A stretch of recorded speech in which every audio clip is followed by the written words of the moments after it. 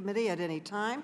Before we get started, I want to first take a moment to welcome our newest member of the committee, Congresswoman Shontel Brown. She's here in person. We're so thrilled to have her. Ms. Brown comes from Cleveland, Ohio, and was elected in a special election to represent the people of Northeast Ohio in the 11th District. She is taking the place of our former colleague, Marcia Fudge, who is now the Secretary of HUD. Ms. Brown started her career in public service in 2012 as a member of the Warrensville Heights City Council, and in 2014, she was elected to the Cuyahoga County Council, the City Council. In 2017, she became the first woman in history and the first Black woman to be elected chairwoman of the Cuyahoga County Democratic Party, and that is a big deal. So she is a rising star in her state, in her community, and in our own Democratic Party. And I know she's going to do great things on this committee, so I warmly welcome you, as does every member of this committee. So welcome to Congresswoman Brown. Okay. With that, I'd like to proceed with our markup. Pursuant to notice, I now call up H.R. 4688, the Federal Agency Customer Experience Act. The clerk will report the bill, which was distributed in advance. H.R. 4688 to require the collection of voluntary feedback on services provided by agencies and for other purposes. Without objection, the bill is considered read and open to amendment at any point. The chair recognizes myself to offer an amendment in the nature of a substitute, copies of which have been distributed electronically to all members in advance. The clerk will report the amendment. Amendment in the nature of a substitute to H.R. 4688 offered by Ms. Maloney of New York. Without objection, the amendment is considered read and will serve as base text for purposes of amendment. I now recognize the sponsor of the bill, Mr. Conley, for 5 minutes. Thank you, Madam Chairwoman. And I thank you so much for bringing up H.R. 4688, the Federal Agency Customer Experience Act, or the FACE Act. The coronavirus pandemic has increased exponentially our reliance on government services. Families in need of relief have sought help through government programs like unemployment insurance, emergency rental assistance, and supplemental nutritional assistance. These families are struggling to make ends meet, to get food on their dinner tables, and to put roofs over their head. Unfortunately, government sometimes does not reach families and small businesses when they are most vulnerable. According to the 2020 American Customer Satisfaction Index, the federal government ranks among the bottom of all industries in the United States in customer satisfaction. Public trust in government remains near its historic low. As of April of 2021, only 24% of individuals trust government in Washington to do what is right most of the time. Those low scores are the result all too often of unintuitive government websites, obscure program eligibility requirements, and unavailable federal employees who cannot answer questions for those struggling to gain access to vital services, a point underscored by my friend Mr. Heiss of Georgia at yesterday's hearing on the future of the federal workforce, and I agree with him. Current law makes it difficult for federal agencies to collect even basic feedback from their customers in a timely fashion. To provide efficient, effective, equitable, and high-quality services to their customers, agencies need much better data to understand the barriers customers face and to develop strategies to remove them. Current law requires agencies to submit customer experience surveys through a 6 to 9 month approval process. The time it takes to approve new customer experience survey discourages agencies from even trying to collect customer feedback.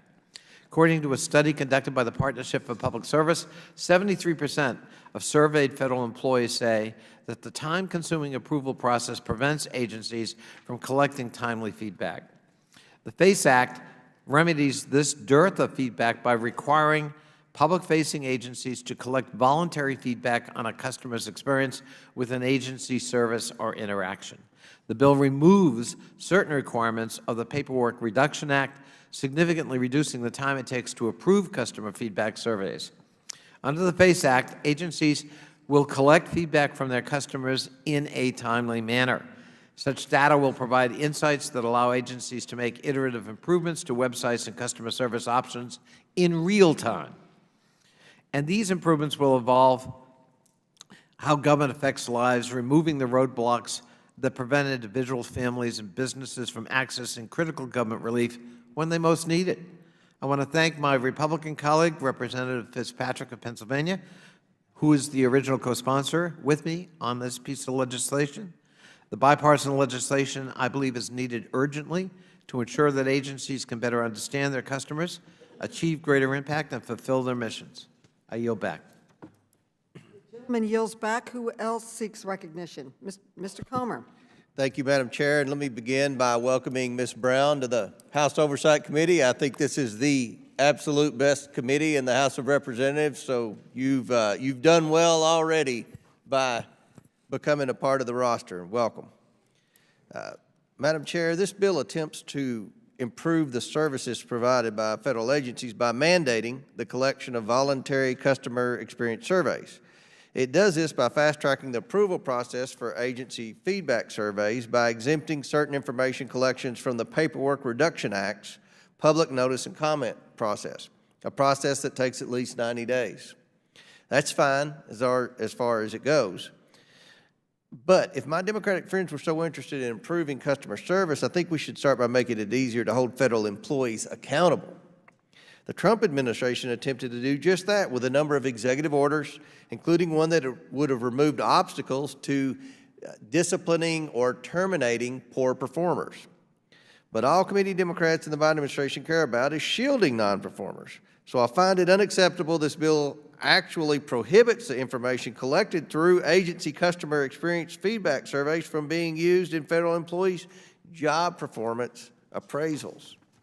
Given the strong link between customer experience and employee performance, we need to ensure federal employees are held accountable for providing a high-quality customer experience for American citizens, not prohibit it.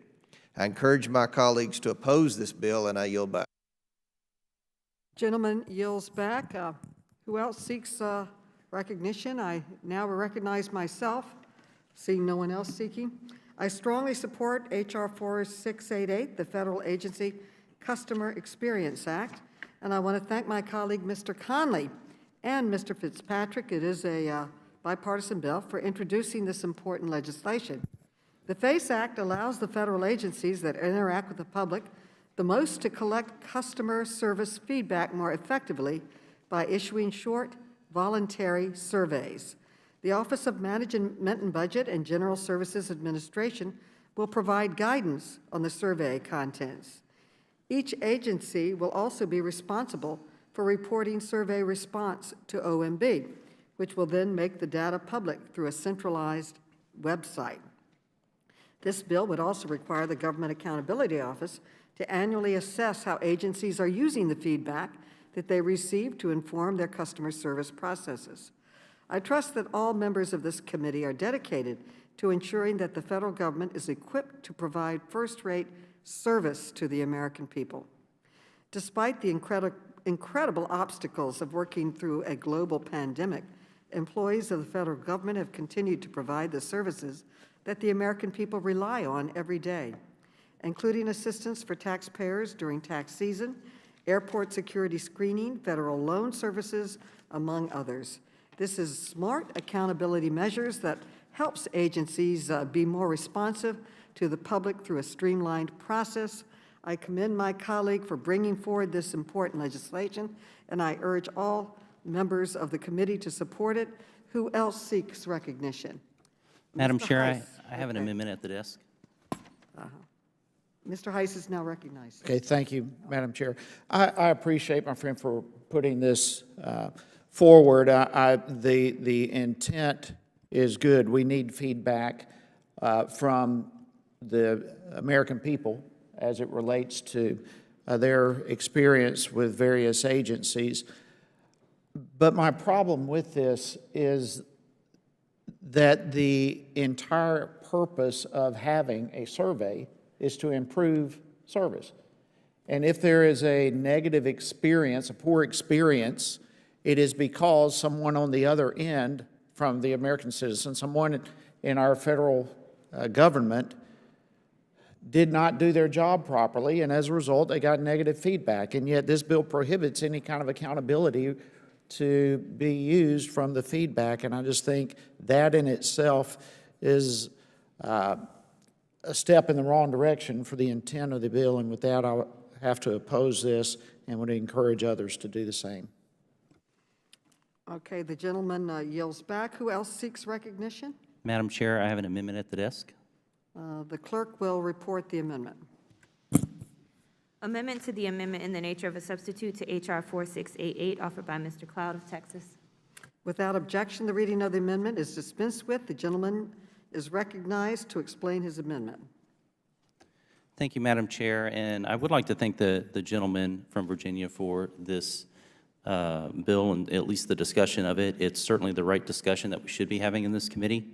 I think it could be a good step in the right direction if we brought some accountability to it. Certainly all of us who are part of this government of the people need to approach our service with humility, understanding that our purpose is to serve the people of our nation, to be the nation for the people, to be a government for the people. So my amendment is simple. It strikes the section of the bill that would prohibit the use of this feedback from being used for federal workforce job performance appraisals. As you mentioned, the findings sections of the bill says, quote, "The people of the United States deserve a federal government that provides efficient, equitable, and high-quality services and customer experiences across multiple channels," end quote. It goes on to say, according to the 2020 American Customer Satisfaction Index, the federal government ranks among the bottom of all industries in the United States in customer satisfaction, end quote. So obviously we need to do something about it. I would wonder why we're marking up a bill to find out where the issues are without having the necessary accountability to bring the solutions to fix what's wrong with it. And so if we're going to be marking up a bill and asking for voluntary customer feedback on, quote, overall satisfaction, the ability to meet intended tasks, respectful and professional treatment, end quote, for federal employees and how they interact with customers, why would we not want that to play into a job performance appraisal? And, you know, one thing I'd just add to this, you know, we all have district offices who interact with people on a daily basis, and when we were setting up our office, and anytime, you know, a conversation we have all the time is the fact that, you know, we've all experienced in our life, whether in business or interacting in government, offices where when you walk in, you feel like you're a problem to that staff, and how important it is that, you know, for our staff, we have that conversation all the time. When somebody walks in the door, they're not a problem. They are the very reason we exist, to serve. And so we want to see that kind of attitude implemented throughout our government, through every single agency. You know, in the last year and a half, we've had a number of issues with vets not being able to get their records, farmers having trouble getting applications processed at FSA offices, IRS funds that are past due for reimbursement, all this affecting people very, causing great challenges for the American people. And so I would offer that amendment in good faith. I think would help strengthen this bill and help us to be that government for the people that we all believe we should have. Thank you. Thank you. The gentleman yields back. I recognize myself to speak in opposition to this amendment. The goal of this legislation is to provide an opportunity for the public to give feedback on individual transactions with a federal agency for the purposes of improving customer service. It is not designed to be a disciplinary tool used against federal employees. Competent managers have other means of objectively evaluating an employee's job performance, and employees should not be penalized by a customer's feedback based on a single encounter. The aggregate data from the anonymous surveys is what will provide value to the agencies to make improvements to their overall processes. So I think it's important for this protection to remain in the legislation in order to prevent misuse of the collected information. So I urge my colleagues to oppose this amendment, but I recognize my colleagues' hard work on it, and I now yield back. Who else seeks recognition? Mr. Biggs, I understand you are here remotely. Mr. Biggs, do you have a recognition? Are you seeking Yes, recognition? Madam Chair, I move to strike the last word. The gentleman is recognized. Thank you. I support the Michael Cloud amendment here. I appreciate what the chair just said about this bill. The notion that we're going to survey customers so we can address specific instances and aggregate data to generically improve service. That's important. That's part of why we do this.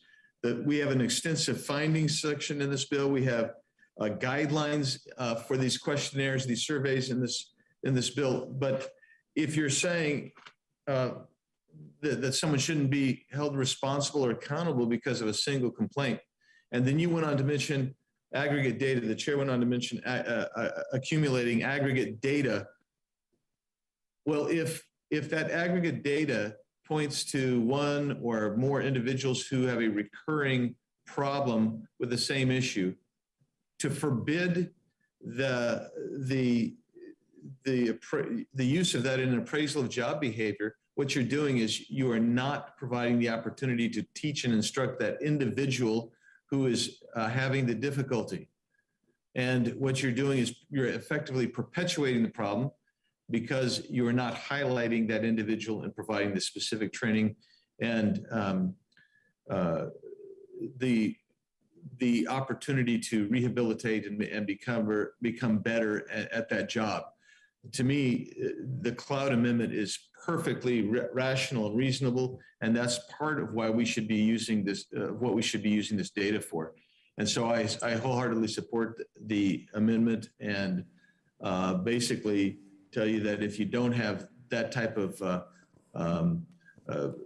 commensurable teaching moments with individuals in your staff and team, you will not improve. Talking about generic behaviors that need to get better, that does not, but in the rare circumstance, produce better quality service. I think we need the Michael Cloud Amendment, and I support that amendment. I yield back. The gentleman yields back. Who seeks recognition? Madam Speaker. Mr. Conley is now recognized. I'll yield. Oh, thank you, Mr. Conley. Madam Speaker, I move to strike the last word. The gentleman is recognized. I just want to emphasize what Congressman Biggs and Congressman Cloud are emphasizing in this amendment.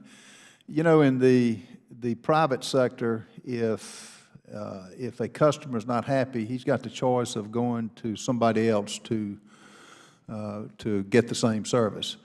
In a government-related job, the customer is pretty well has to deal with through that office that's provided by the federal government. And I think a survey like this should be used for job performance. How else would he know whether he's doing a good job or not? It's kind of like a tiger without teeth if you're going to say you can't use it in a job performance. The other thing I would add is during COVID, there are many agencies that are not meeting in their office. They're doing it remotely. And I can't tell you the number of calls our office gets because people are frustrated. They either can't get through via video conference or they can't get them on the phone, and they don't have a physical location to go. So this really makes what Congressman Cloud is doing, his amendment, where it's something that it could be used as a motivation tool for that particular government employee to do better. So I would hope that my colleagues would look at it like this, and I would hope that that we could use this in a positive way. But as it is, if you can't use it for job evaluation or job performance, I don't know really what good it serves. I yield back. Mr. Conley is now recognized. I thank the chairwoman. Let me begin by saying I'm not unsympathetic with the point the gentleman from Texas is trying to make and that my colleagues have discussed. Holding people accountable is certainly something that has to happen in the federal government across the board. But I believe that having having this be part of an individual evaluation immediately will create resistance within the federal workforce. We're trying, think about this goal. We're trying to take a really bad customer satisfaction level and improve on it. And we need the cooperation of the workforce, not the resistance of the workforce. And we don't need the workforce, as the chairwoman said in her reaction to this amendment, however well-intentioned, and I absolutely think it is. We don't need it to be perceived as punitive. This is a collective, this is legislation designed to address the collective performance of departments and agencies with response to public demand. It isn't to single out somebody and say, you're to blame. If we start out that way, I guarantee you the whole purpose behind this bill will be defeated. And that's why the provision is in there. We've talked to federal employee groups about this. This is one of their great worries, that if it's used for personal evaluations, it will be misused, it will be misconstrued, it will be distorted. People can make enemies out of somebody they don't like and make sure that there's a big avalanche of negative feedback that reflects poorly on them. And to try to overcome that resistance, this provision. It isn't because we don't believe in accountability. It's because we're trying to do a greater good here, and I believe that this will be a work in progress that will evolve. Will the gentleman yield? But with the best of intentions, I will in a minute, with the best of intentions, I just think we'll kill this in the cradle if we adopt this amendment. And the final thing I want to say to my friend, I also worked in the private sector for 20 years. I was a corporate officer. I worked on evaluations. I worked on total quality improvement programs. I worked on customer satisfaction mechanisms. And I don't ever remember in the private sector using those mechanisms to single out an individual based on the feedback for punitive action, disciplinary action. That was done in a different context.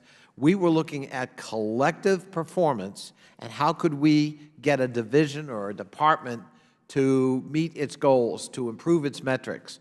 It wasn't to single out employee performance and engage in punitive or disciplinary action. Yes, I will yield. Thank you, Congressman Conley. Let me ask you a question. How would you deal with typically when whether somebody goes in Social Security or any other government office, you don't deal collectively with everybody, you deal with one person.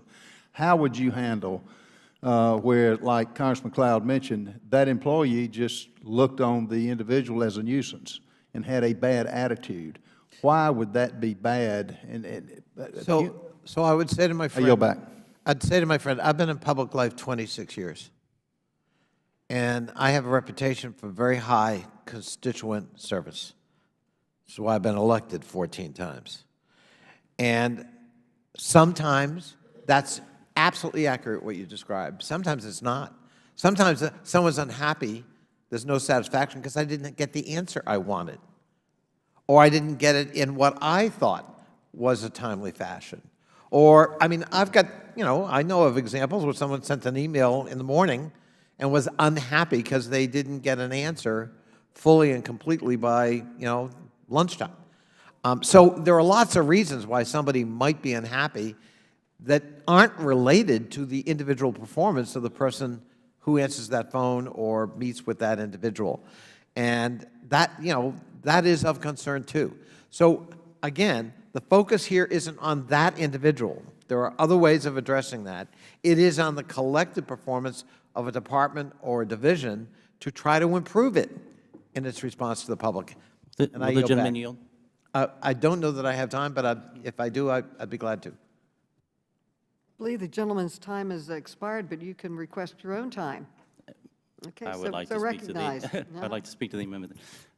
Thank you for your thoughts on this. I would just point out that my amendment doesn't mandate action on a particular employee. It simply takes away the restriction to use that information. And as the chairwoman said, you know, we have capable managers throughout the government, and they could decide how to use that information. But right now, it would actually tie the hands of managers to work with employees for professional development, for improvement, for anything along those lines. It would have the potential to do that, which we have to remember. While we do want a workforce that in our government that's taking care of, the priority has to be us serving the American people. And so when those two are in conflict, we need to yield way, certainly, and lean toward the American people that we're all here to serve. And so I would. Would my friend yield for a question? Yes, sir. So do I understand that were your amendment to pass, that your side of the aisle would then support the bill? I cannot speak for everyone else, but I certainly would. I wonder if you'd yield to Mr. Comer and Mr. Heiss to answer the similar question, if they'd be willing to. No, thank you. I believe that that would greatly enhance the bill, and I think that there would be some members on this side that would be very open to supporting that bill. I think I would support the bill. All right. I don't know what that's worth, but and Mr. Connolly, surely the federal managers will be able to distinguish between a legitimate complaint and a frivolous complaint. Mr. Comer, I can spend hours with you on abuses that have occurred in the federal workplace where that's not the case. And because I represent so many federal employees, believe me, I hear it. And so, as I said, I'm not as sympathetic with the points you're making. I'm not. But I also have to guard against abuse, and I've got to be concerned about the main focus here. Madam Chairwoman, I agree with all the arguments you made. But if our friends on the other side of the aisle say that this amendment, if it passed, would then warrant their support for the bill, I would be open to that suggestion. Well, and if I may, reclaim my time for a moment, and I'll yield back to you, Ranking Member. I would go back to my previous thought. It's actually your time. Yes, thank you. I sincerely appreciate, this is the right kind of stuff that we should be addressing in this committee. We should be making our government work better for the American people. So I certainly do appreciate the effort. You know, I would hope that even past this bill that we could continue to work together on this and support your efforts, or as we look toward the next term, maybe you could support our efforts toward working toward this. I'd yield to the Ranking Member. Thank you, Mr. Cloud. Mr. Connolly, I can just speak for myself. I think the amendment greatly enhances the bill. It's something I would support. I don't know how my members obviously vote the way they want. We have a very independent group over here. I don't know if you've noticed that or not, but. Would the gentleman yield? Yes, sir.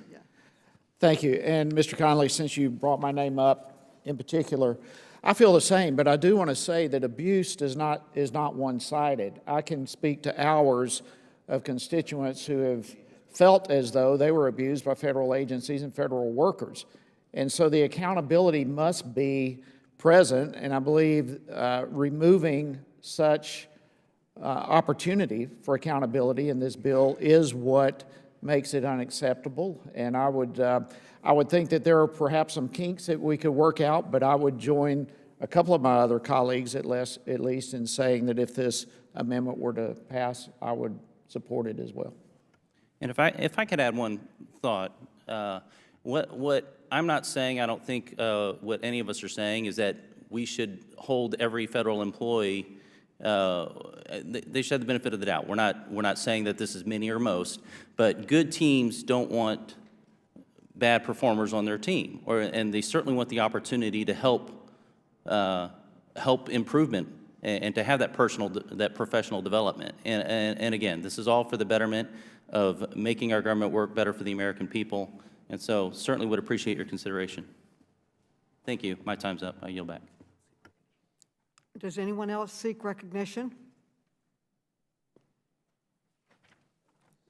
Okay, the question now occurs on the amendment offered by the gentleman.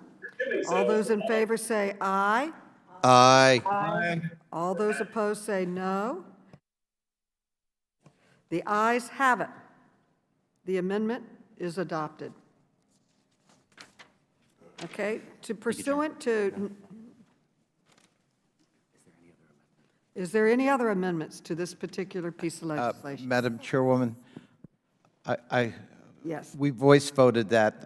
I just want to make sure I was clear I was in the negative. okay, all right. Thank you. Same here.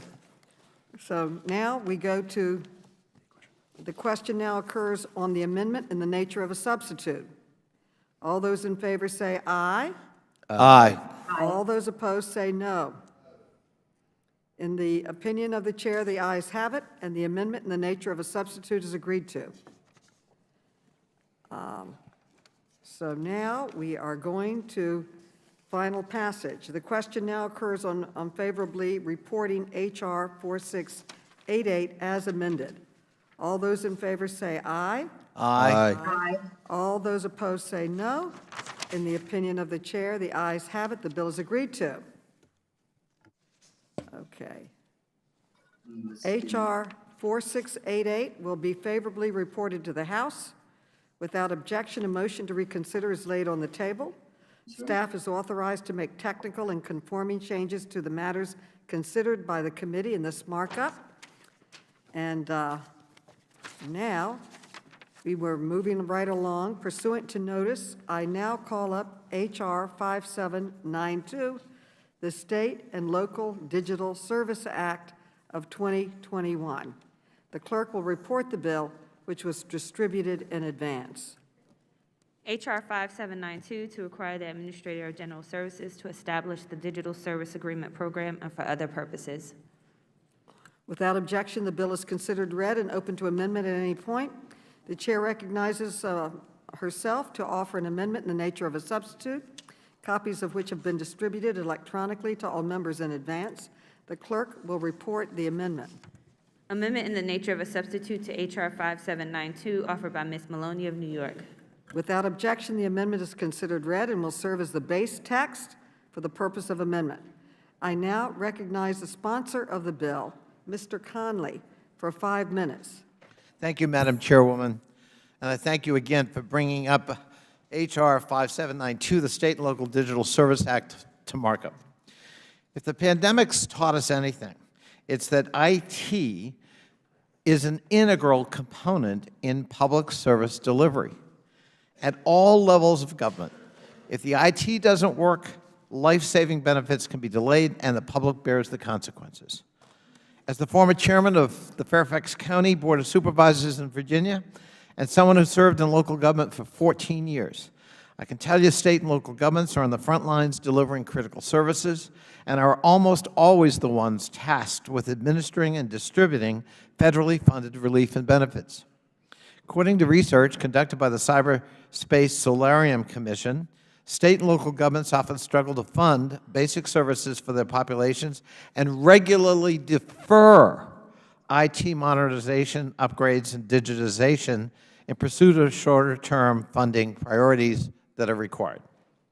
Throughout the country, surges in demand for government assistance programs during the pandemic, like unemployment insurance especially, public and mental health services, housing, local food and other kinds of assistance prompted government websites to crash, contact centers to be overwhelmed, and in many cases delayed relief to those most in need. Further, the pandemic abruptly revealed how ill-prepared many of our state and local governments are to deliver vital public services securely and remotely. Criminals took advantage of overwhelmed public IT systems, generating a significant uptick in cybercrime. In 2019, it was reported that 966 U.S.-based government entities, healthcare facilities, and schools were affected by ransomware attacks, 966 in 2019. 1 year later, that number jumped from 916 to 2,300, including 113 attacks on federal, state, and municipal government and agencies. As the number of cyber attacks rose, so did the amount of ransom demanded by criminals, costing government entities an estimated $915 million in 2020 alone. The bottom line is that aging and inadequate IT systems continue to hinder access to critical government services and put the public's personal information at risk. The State and Local Digital Service Act would provide guidance and funding for state and local governments to form digital service teams focused on delivering fair, effective, and secure public services. The bill requires the General Services Administration, in consultation with the U.S. Digital Service, to establish a digital service agreement program to provide state, local, and tribal governments with an initial investment to establish digital service teams to improve the way localities deliver public services. These teams would focus on user-centered research and design, as well as digitization techniques that can enable the ease of access to services and benefits. It could also include helping veterans to apply for housing programs or providing easy-to-use online applications for unemployment insurance, something that is dispersed among all 50 states. Finally, the bill would require GSA to create a publicly available dashboard that tracks the progress and performance of awarded digital service agreements, and would authorize $100 million for each fiscal year from 2022 through 2028, including funding for the Office of Inspector General at GSA to oversee the program. This bill would ensure that state, local, and tribal governments have a technical expertise to strengthen and improve how government services the people. I'd like to thank Representative Eshoo of California, who is an original co-sponsor of this bill, and I yield back. The gentleman yields back. Who else seeks recognition? Mr. Comer, ranking member, is recognized. Thank you, Madam Chair. This bill establishes a new grant program within the General Services Administration to provide seed funding to states and localities to help those governments create digital service teams. These teams would allegedly help improve state and local government websites and digital interfaces, supposedly improving the citizen experience and delivery of government assistance. Proponents of this bill will talk about how many IT systems are outdated, and this is undoubtedly true in some circumstances. However, a few things are still unclear. First, what is stopping states and localities from creating these digital service teams on their own? State tax revenues have remained largely unchanged throughout the pandemic, and half the states have actually reported revenue growth. I think governments need to prioritize IT modernization within their own budgets. Further, $500 billion in direct aid was given to state, local, and tribal governments through the CARES Act and the American Rescue Plan Act. And many of these recipients are having trouble spending all the money that was handed out to them. Second, why is the user-friendliness of state and local services a federal taxpayer issue? My constituents in Kentucky shouldn't have to subsidize Virginia's efforts to improve its agency websites. And third, what assurance is there that this grant program will not become a permanent federal obligation? This bill calls for the appropriation of $700 million over the next 7 fiscal years. That's $700 million that the federal government should not be spending, especially considering the country's precarious financial situation.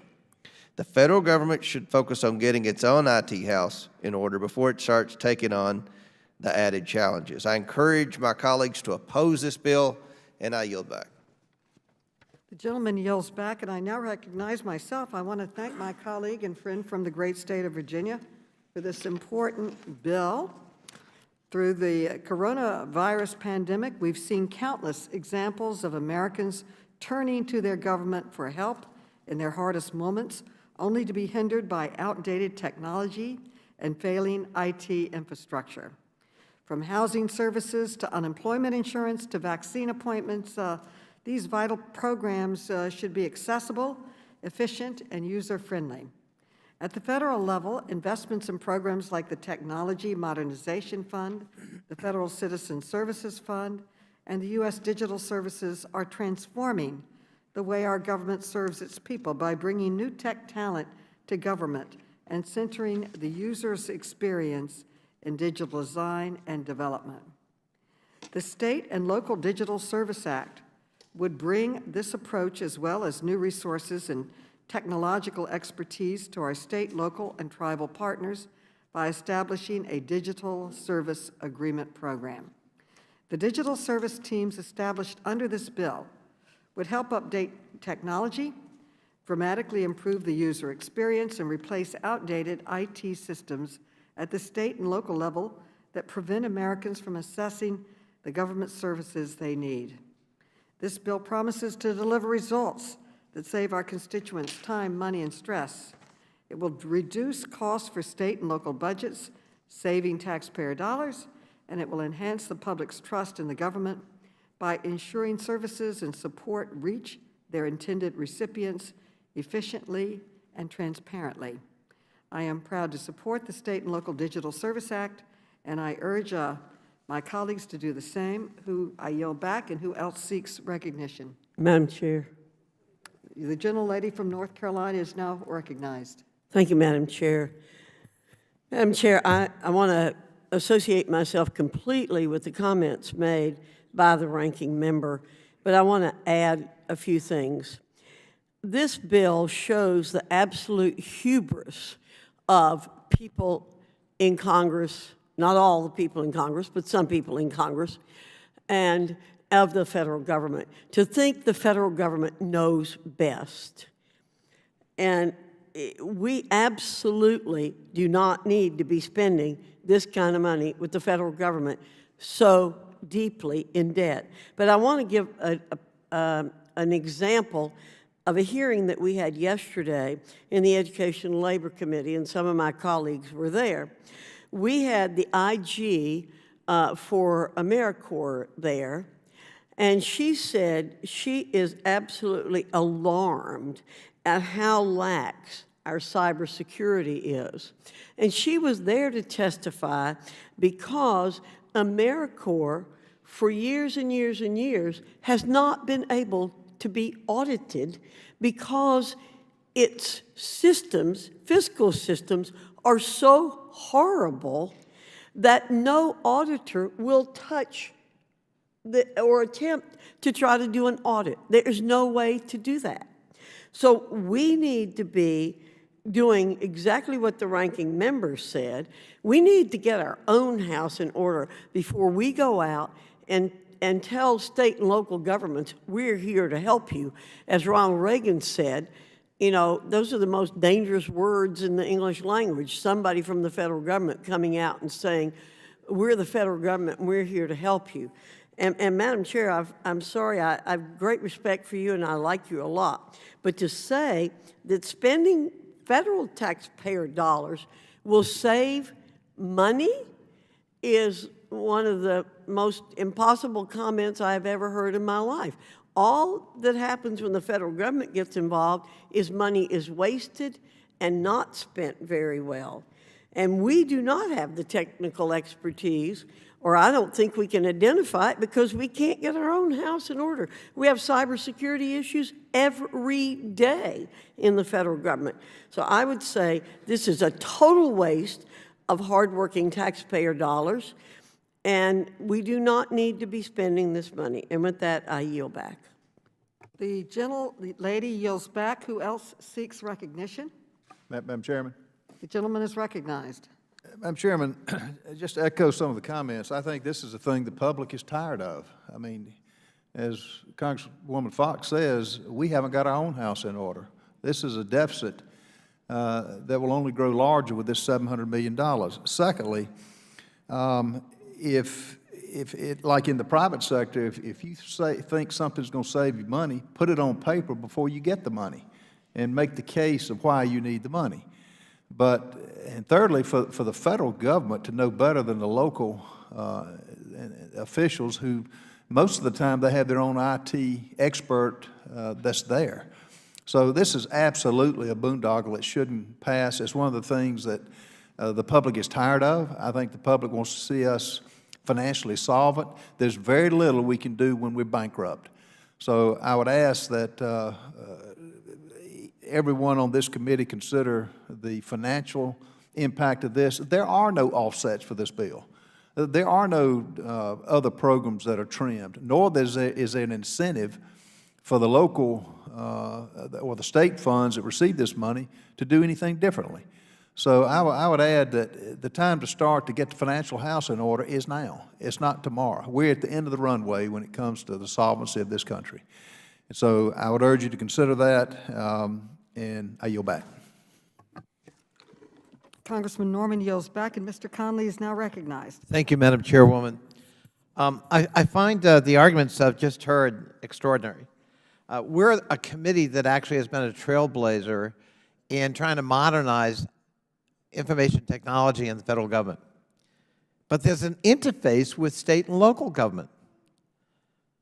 The argument the gentleman just used is a generic argument that we shouldn't spend any more money on anything until, quote, we get our house in order, unquote. Ranking member, whom I certainly have great respect for, makes an argument I urge him not to make again, because I think it's a slippery slope. Why should the taxpayers of Kentucky help underwrite improving IT systems in another state like Virginia, he cited? Well, we do that all the time, and we do it because we're one country. We're not just, fractured into 50 entities. When an emergency happens in Kentucky, my voters and taxpayers in Virginia believe it's their obligation to help. Not because it's a different border or geography, but because we're one. If we've learned anything in the pandemic, and in ransomware attacks, and in cyber hacking attacks, it is that our IT systems all across America are vulnerable. There is an interface with every federal government program that has a state or local component, which is virtually every federal program. And I can tell you that if you look at unemployment insurance, at the height of the pandemic, when we're looking at huge numbers of people filing for unemployment, the state systems collapsed. Why should we be concerned about that? Because we set the rules about unemployment insurance, they execute them. And at that time, we extended unemployment insurance because of the emergency by 12 weeks. We added $600 a week in payments. We broadened eligibility. And what happened was that plus the volume of demand overwhelmed 50 state unemployment insurance IT systems. That's just one example. You could look at almost every single thing we did in the bills Mr. Comer cited and find similar problems with IT systems because states haven't invested in them. They weren't a priority. This bill is designed to try to make it more of a priority. It's not a substitute for the states making investments, but it is a steady stream as a resource to help them get there where they need to be and protect themselves from cyber attacks and to make themselves more efficient. And I'm sorry, Ms. Fox, that saves money. And this committee knows that because we're the trailblazers in IT modernization, and we can prove we've saved money to the legislation we've passed on a bipartisan basis in upgrading and modernizing IT in this committee. And we can do the same at the state level. It is simply not true that it's a laughable concept that we can't save money. The one area we can is when we make investments in IT that make us more safe, more secure, more efficient. That's what this bill will help do fairly modestly at the state level. And let me finally say, to Mr. Comer's point, yeah, some states are having surpluses during the pandemic. That's true. That's a one-time thing. There's no guarantee that that will last forever. And we know that state and local budgets have to be balanced, and they go through cycles. And if there's a big economic downturn, they're going to be hurting a year from now. And we need the stability of a steady stream of investment. That's what this modest grant program does between now and 2028. I think it's an investment that will have huge payoff. I think it's an investment desperately needed, and I urge its passage, Madam Chairwoman. Thank you. I yield back. The gentleman yields back. Who else seeks recognition? There being no one else seeking recognition, the question now occurs on the amendment in the nature of a substitute. All those in favor say aye. Aye. All those opposed say no. No. In the opinion of the chair, the ayes have it, and the amendment in the nature of a substitute is agreed to. Madam Chair, ask for a roll call vote. The gentleman has asked for a recorded vote. Has been requested. A recorded vote is so ordered and pursuant to Clause 2 of Rule 11 and Committee Rule 5B. Proceedings on the amendment are postponed. Pursuant to notice, I now call up H.R. 4778, the District of Columbia Courts Vacancy Reduction Act. The clerk will report the bill, which was distributed in advance.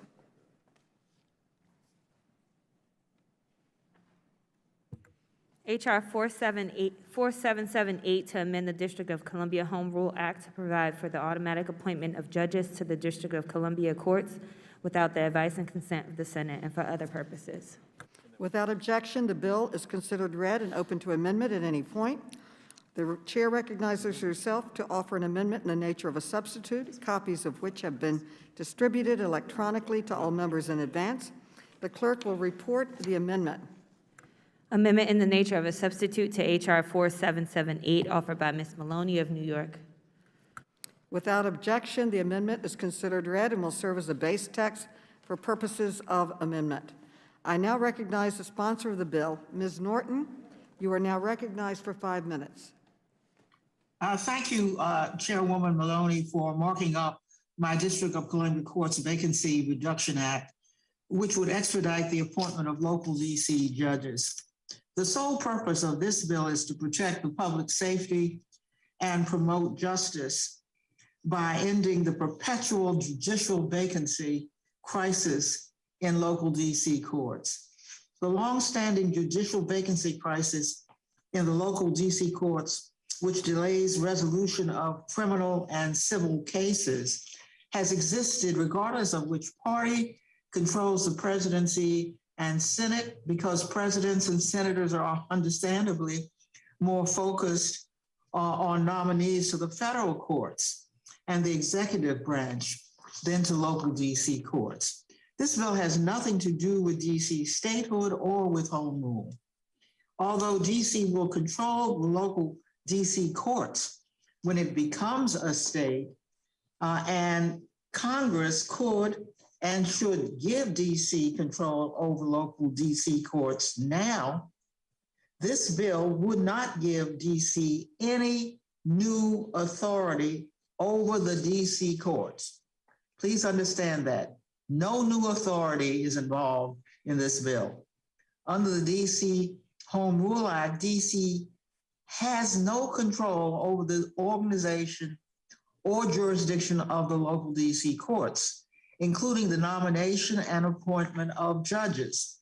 Currently, the 7-member DC Judicial Nomination Commission, which is comprised of federal DC and private sector appointees, submits to the president a list of 3 persons for each vacancy on the local DC courts. The president must nominate and, with the advice and consent of the Senate, appoint 1 person from that list. If the president fails to nominate one of the persons from the list within 60 days, the commission will nominate and, with the advice and consent of the Senate, appoint one of the persons from that list.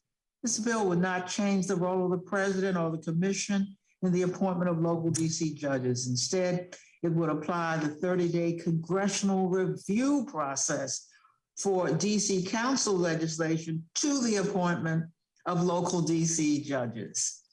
Local DC judges would be appointed after the expiration of a 30-day congressional review period, unless a resolution disapproving of the appointment was enacted into law during that period. These are 2 local DC courts. There are 2 local DC courts. The Superior Court is the trial court. The Court of Appeals is the appellate court. The Superior Court has 22 authorized judges. The Court of Appeals has 9 authorized judges. The courts have had a vacancy crisis for at least a decade. Currently, the Superior Court has 14 vacancies, and the Court of Appeals has 3 vacancies. Local DC judges are non-Article 3 judges. The Constitution only requires Senate approval of Article 3 judges. That is, judges on the federal courts, the federal appeals courts, and the U.S. Supreme Court. Congress has the discretion to decide how non-Article 3 judges will be appointed, and has chosen to subject some non-Article 3 judges to Senate approval, but not others. For example, Congress has not given itself any role in the appointment of administrative law judges. This bill would strike a middle ground. Congress would retain the authority it has right now to block the appointment of local DC judges, but it would only have a limited period of time to do so. Again, I thank the Chairwoman Maloney for marking up this bill, and I urge my colleagues to support the bill. The gentlelady yields back. I now recognize the ranking member, Mr. Comer. Thank you, Chairwoman Maloney. The D.C. Court's Vacancy Reduction Act intends to speed up the appointment of District of Columbia judges by changing the Senate's role in providing its advice and consent. H.R. 4778 would change the congressional review process so that a joint resolution of disapproval is required to halt an appointment. This drastically raises the procedural bar for Congress's role in stopping potentially problematic appointments. That's why I oppose the bill. Congress has a constitutional role with ultimate authority over the federal district. Though Congress has granted home rule to the district since 1973, the district is still constitutionally the domain of Congress. If Democrats are unhappy with the Senate's handling of D.C. judges, I will remind them that they control the Senate. Democrats should talk to their Senate counterparts about prioritizing the appointment of D.C. judges or this legislative reform. I believe if we're going to further erode Congress's powers, such legislative efforts should originate in the chamber of Congress that is most implicated. In this case, that would be the U.S. Senate. I will also add that Congress funds the entirety of D.C.'s judicial branch, including its courts, court services, and its public defenders. Over $200 million per year is given to D.C. for these judicial functions, which is unlike any state. The American taxpayers spend hundreds of millions of dollars on D.C. per year that D.C. has never explained how it would pay if it were constitutionally transitioned into a state. If D.C. is serious about making changes to its judicial system, it should also get serious about financing it on its own. I urge my colleagues to oppose this bill, and I yield back. Gentleman yields back. I now recognize myself. I want to thank my colleague and friend from the District of Columbia for this important bill. A functioning judicial system is critical to a free and democratic nation. Unfortunately, due to the Senate's slow process, far too many courts do not have enough judges to handle their enormous caseloads. This is not just the case on the federal bench, but in the District of Columbia's local courts as well. Under current law, the District of Columbia's judges are subject to Senate confirmation. These positions are often not prioritized for consideration by the Senate, resulting in unacceptable vacancies. Of 62 authorized judges in the Superior Court, which is the district's trial court, there are 14 vacancies. Of the 9 authorized judges on the district's appeals court, there are 3 vacancies. These shortages frequently result in justice being delayed for both victims and the accused. There is no reason why the United States Senate should be in the business of approving local judges to 15-year terms. And not surprisingly, the Senate almost never prioritizes these appointments. It has become abundantly clear that the district judges need a swifter process for approval. H.R. 4778 would remove Senate approval for district judges and instead give Congress a 30-day period in which to pass a joint resolution of disapproval on district judicial nominees. This is the same process by which Congress can review and revoke district laws. This bill would not change other parts of the nomination process. It simply recognizes the reality that it is unnecessary and burdensome for the Senate to confirm local judges. Justice delayed is justice denied. We can and must act to ensure that the district has the ability to have a full slate of judges as soon as possible. I am proud to support H.R. 4778, and I encourage all my colleagues to do the same. Who else seeks recognition? Madam Chair. The gentlelady is recognized. Madam Chair, it's difficult for me to believe how anybody would oppose this bill since it doesn't change the role of any of the actors. It doesn't change the role of the president. It doesn't change the appointment of local DC judges. All this bill does is to deal with the vacancy crisis by applying the 30-day congressional review period to the appointment of judges, so that if the judge if there is no objection to the judge after 30 days, just as with legislation, the appointment would take place and the crisis in vacancies that we now have would disappear. It does not expand the district's authority at all over judicial appointments. So the question of who funds local DC courts, as was raised, I think, by the ranking members, is not relevant to this issue. We are pleased and will, in fact, fund DC courts if the district becomes a state. So I'm not asking for money. I understand the responsibility of the District of Columbia for funding its own courts.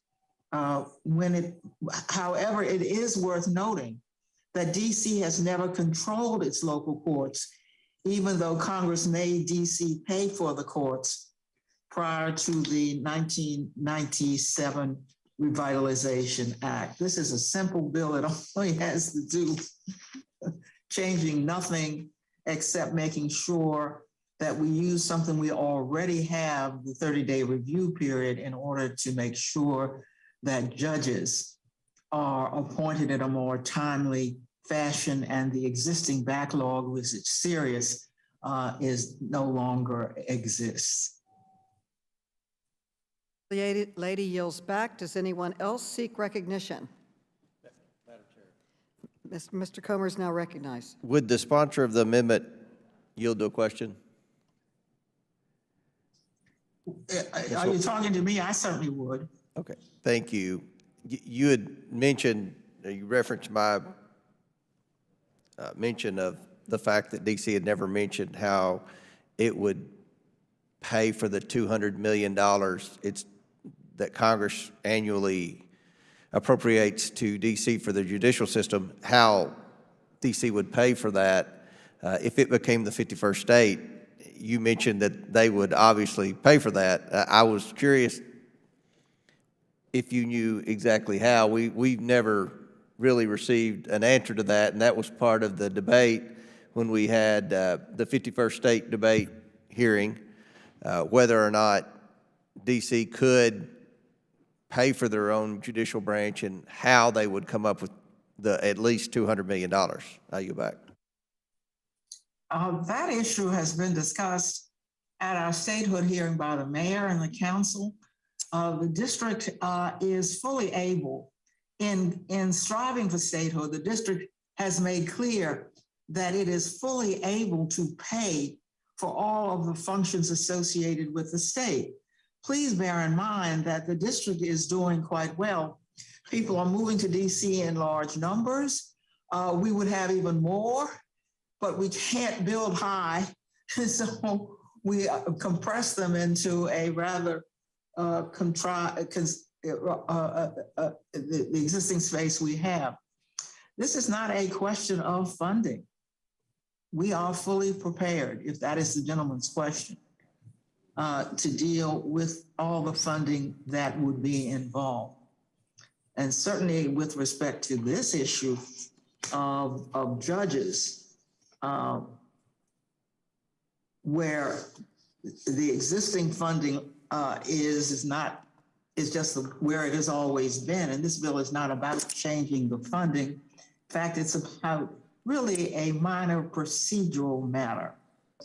Can we use the 30-day period that is already used and approved by this House, by this Congress, by the Senate? Can we use that 30-day period for the approval of judges in order to deal with the backlog? Because the Congress never gets to these judges, understandably, because it deals with other matters which are of greater importance, such The as federal. gentlelady's time has expired.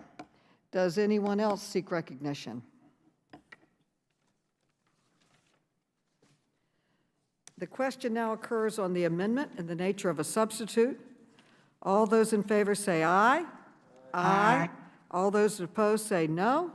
No. In the opinion of the chair, the ayes have it, and the amendment in the nature of a substitute is agreed to. The question now occurs on favorably reporting H.R. 4778 as amended. All those in favor say aye. Aye. All those opposed say no. No. In the opinion of the chair, the ayes have it, and the bill is agreed to. Madam Chair, ask for a recorded vote. A recorded vote has been requested. A recorded vote is so ordered and pursuant to Clause 2 of Rule 11 and Committee Rule 5B. Proceedings on the bill will be postponed. Thank you. Thank you. And moving right along, we are now on H.R. 6066. Pursuant to notice, I call up H.R. 6066, the Strengthening the Office of Personnel Management Act. The clerk will report the bill, which was distributed in advance. Republicans are going to oppose it, so we can't bring it under suspension. Yeah, you know, you can't get this, we can't get this. Congresswoman Norton, would you please mute your mic? We're hearing the conversations in your office. Okay. Okay, pursuant to notice, I now call up H.R. 6066, the Strengthening of the Office of Personnel Management. The clerk will report the bill, which was distributed in advance. H.R. 6066 to amend Title V, United States Code, to reaffirm the role of the Office of Personnel Management as the leader for civilian human resource management in the federal government, to encourage innovation in the office's management of human capital, to strengthen the office's ability to support federal human capital management as a strategic priority, and for other purposes. Okay, without objection, the bill is considered read and open to amendment at any point. The chair recognizes herself to offer an amendment in the nature of a substitute, copies of which have been distributed electronically to all members in advance. The clerk will report the amendment. Amendment in the nature of a substitute to H.R. 6066, offered by Ms. Maloney of New York. Without objection, the amendment is considered read and will serve as base text for purposes of amendment. I now recognize the sponsor of the bill, Mr. Conley, for 5 minutes. Thank you, Madam Chairwoman. We're back again. In the fiscal year 2020 National Defense Authorization Act, Congress directed the nonpartisan National Academy of Public Administration, NAPA, to study the functions of the Office of Personnel Management. The study grew out of bipartisan concerns that OPM was not meeting its mission effectively, and we agreed on that. What we did not agree on was the solution. So I worked with Mr. Heiss and others to scope the NAPA study. After the NDA's enactment, NAPA's nonpartisan experts spent over a year digging into OPM's operational issues and technology problems, generating the final report that provides the basis of the Strengthening the Office of Personnel Management Act, H.R. 6066, before us today. The bill codifies many of NAPA's recommendations. The bill was developed in concert with NAPA and with input from OPM, the Office of Management and Budget, federal public sector unions, and the Partnership for Public Service. OPM is intended to serve as the center of federal human capital policy development and operations. It really is the federal government's HR agency. But in recent years, the agency struggled in its mission to help federal agencies find, recruit, retain, and retire employees effectively and efficiently. NAPA's recommendations to Congress, the President, and OPM address the challenges preventing OPM from serving as a go-to resource for federal human capital innovation and as stalwart of federal employee hiring flexibilities, training opportunities, and retirement processing. The Strengthening OPM Act will help establish OPM as the lead independent advocate for the expert civil service our nation needs.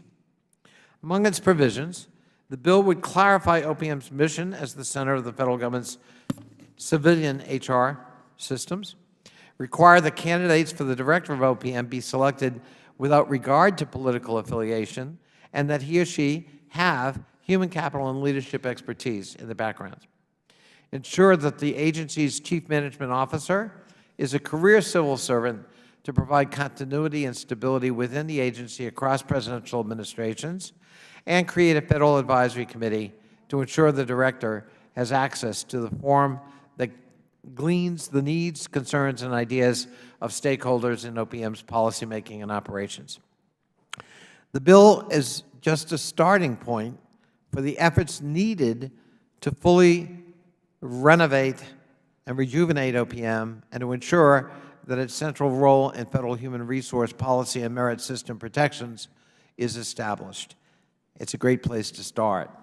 Strengthening the OPM Act is endorsed by the National Treasury Employees Union, the National Federation of Federal Employees, the International Federal and Professional and Technical Engineers, the National Active and Retired Federal Employees Association, and the Partnership for Public Service, among others.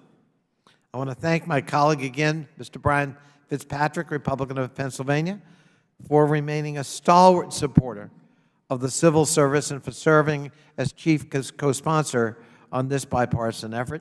And I want to thank you, Madam Chairwoman, because you are also an original co-sponsor of this important bill, and you've long been a supporter of our subcommittee's efforts in good government and improving the functionality of the federal government, especially OPM. Been working to find ways to get others involved in this effort, and I look forward to more conversations about it, and I thank you for including this bill in today's markup. I yield back. The gentleman yields back. I now recognize the distinguished ranking member, Mr. Comer. Thank you, Madam Chair. I'm sure you would agree Americans deserve a federal workforce equipped with all the tools and leadership it needs to deliver timely government services. Yet Democrats have vastly different views than Republicans on how to best ensure federal agencies are equipped to execute their core missions and deliver necessary government services to Americans. Democrats' latest proposal, the Strengthening the Office of Personnel Management Act, misses the mark on providing efficiency, effectiveness, and political accountability. Instead of providing needed reform measures, the Strengthening the OPM Act fosters more unaccountable bureaucracy. It requires a nonpartisan appointment of the OPM director. Excuse me. That severs the OPM director from political accountability. It requires 30-day notice to Congress before the President can dismiss an OPM director or deputy director. That's a recipe for Democrats to create a political firestorm if a Republican president tries to fire someone. The bill also creates a new career OPM chief management officer. Career officials are, by definition, shielded from political accountability. In these and other ways, the Strengthening the OPM Act follows a Democrat trend. That trend is to tear down, punish, and prevent future renewals of the Trump administration's valuable attempted reforms to OPM and the federal workforce. It's well known that the OPM is an underperforming federal agency. The Trump administration tried to improve the functions and services OPM is intended to perform. The previous administration also attempted numerous reforms to make not just OPM, but the entire federal workforce more efficient and effective for the American people. But as soon as he took office, President Biden threw out virtually all of President Trump's well-intentioned reforms. And through this bill, Democrats propose to insulate OPM from accountability to any future president who would dare to attempt similar reforms. That's putting the protection of American bureaucrats before improving services to the American people. I urge my colleagues to vote no on this bill, and I yield back. Who else seeks recognition? Mr. Heiss. Thank you, Chairman. I would just associate myself with the remarks of the ranking member. This is, and further, we've not had a hearing to discuss this with the people involved in this from NAPA and otherwise, and we've got major issues, as the ranking member brought up, with OPM, and we've not even had a legitimate debate and discussion on this issue, let alone this particular piece of legislation. And it just seems to me the American people elect a president in order for his or her agenda to move forward. And for us to be able to take away the right of any president to put into positions of personnel and or policy decision-making and take that right away from the president is an extremely dangerous precedent and something that could result in disastrous outcomes for our country. And for that, I strongly oppose this bill and would encourage my colleagues to do the same. I yield back. I now recognize myself. I strongly support the Strengthening the Office of Personnel Management Act. I want to thank the Government Operations Subcommittee Chairman, Mr. Conley, and Congressman Brian Fitzpatrick for introducing this important bill, and I'm proud to be an original co-sponsor. Earlier this year, the nonpartisan National Academy of Public Administration, or NAPA, issued a comprehensive study of OPM operations, identifying challenges and making several recommendations to empower the agency and elevate human capital within the federal government. The people who make up the federal workforce are indispensable. They are indispensable assets who enable the federal government to serve the American people efficiently and effectively. So it's crucial that we have an effective agency dedicated to strengthening our federal workforce. The NAPA report makes a strong case for Congress to provide OPM the authority and resources it needs to carry out the responsibility of managing the federal workforce. This bill would do exactly that.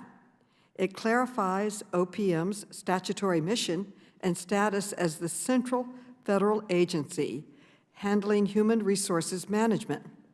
It requires that OPM's leadership be chosen on the basis of their professional expertise in human resources, not based on partisanship. The bill also codifies a chief management officer position at OPM to support continuity between administrations and an advisory council of stakeholders to provide advice to the OPM director on best practices in human resource management. Congress rightly rejected the previous administration's misguided efforts to dismantle OPM, divide federal human resources management among other agencies, and inject partisanship in what should be a nonpartisan role.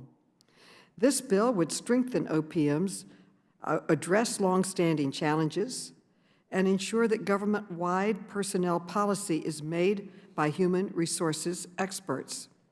I urge my colleagues to support this bill, and I yield back. And who else seeks recognition? Madam Chair, I'd like to speak to the amendment. Congressman Cloud, you are now recognized.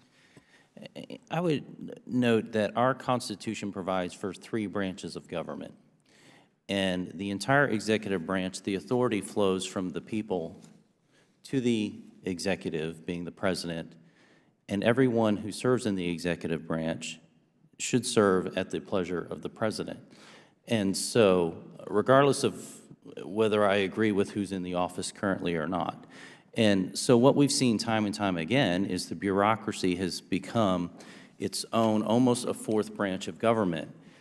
And knowing that they outlive the occupants of the White House or even our positions, what we often see times is that certain reforms that the American people are asking for and indeed vote for, they slow roll in order for self-preservation of whatever agency they may be serving on. And so it's extremely important that, we have serious challenges as a nation coming before us. We have the rise of China, we have hypersonic missiles going on, we have many, many other legitimate threats, we have the border that needs to be dealt with, very existential threats at this moment in time to our nation. And so we have to have serious reforms, and we've got to learn to do it efficiently.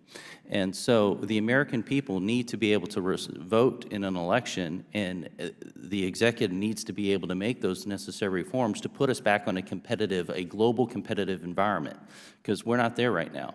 And so I definitely object to the passage of this and ask for consideration against it. Thanks. I yield back. The gentleman yields back. Who else seeks recognition? Mr. Conley, you are now recognized. Thank you, Madam Chairwoman.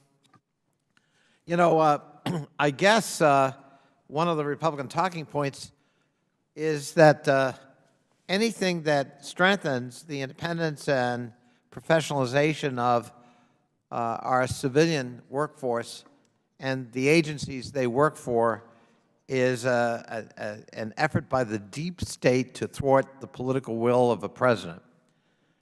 I guess we have to have collective amnesia about the Constitution of the United States and the history of the writing of that Constitution. James Madison and Alexander Hamilton and the Federalist Papers made it very clear why the powers, both enumerated and implied, with respect to the legislative branch were in Article 1. Not Article 83, Article 1 of the Constitution, preceding Article 2, those with respect to the executive branch. For a reason. We get a say too. We establish federal agencies. We established the federal judiciary, that third branch of government. That's a matter of fact in the first Congress of the United States. And it's not at all true that we don't, from time to time, circumscribe the powers of an executive in appointing people and their credentials to various and sundry positions. We did it for FEMA, we did it for the U.S. Trade Rep, we did it for the Federal Administrator of the Federal Aviation Administration, we did it for the Federal Housing Finance Agency, we did it for the Institute of Education Sciences within the Department of Education, we've done it for the Director of FDA, we've done it for the Director of CDC, we've done it for the Director of NIH. One could go on. Other than that, my friends are right, it's unprecedented. And with respect to not having a hearing, this committee has a long history, including as recently as yesterday, of discussing this very subject. We had hearings on OPM going back to the data breach in the Obama administration, where on a bipartisan basis we called for new leadership at OPM.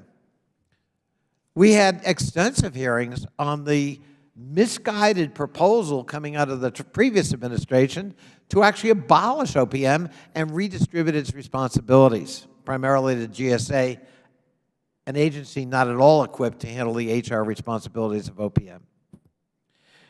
In February of 23rd of this year, we had a hearing called Revitalizing Federal Workforce, where one of our witnesses was the former head of OPM and NAPA fellow, NAPA, where this report was written, and this bill is based on that report. Yesterday we had a hearing where we did talk about OPM. In fact, Mr. Heiss and I had an exchange about it in our Future of the Federal Workforce hearing yesterday. Not specifically on this topic, but it certainly was covered. So it's not like this is a new topic and we're all caught unawares. And the idea that we would want somebody qualified professionally with credentials to be running an HR agency for the federal government is hardly thwarting the political will of a president. It's enumerating professional qualifications so that we're hiring the best to run agencies that have very specific missions and require specific kinds of backgrounds. I don't know of a corporation in America that would hire a political favorite of a CEO to run the HR department.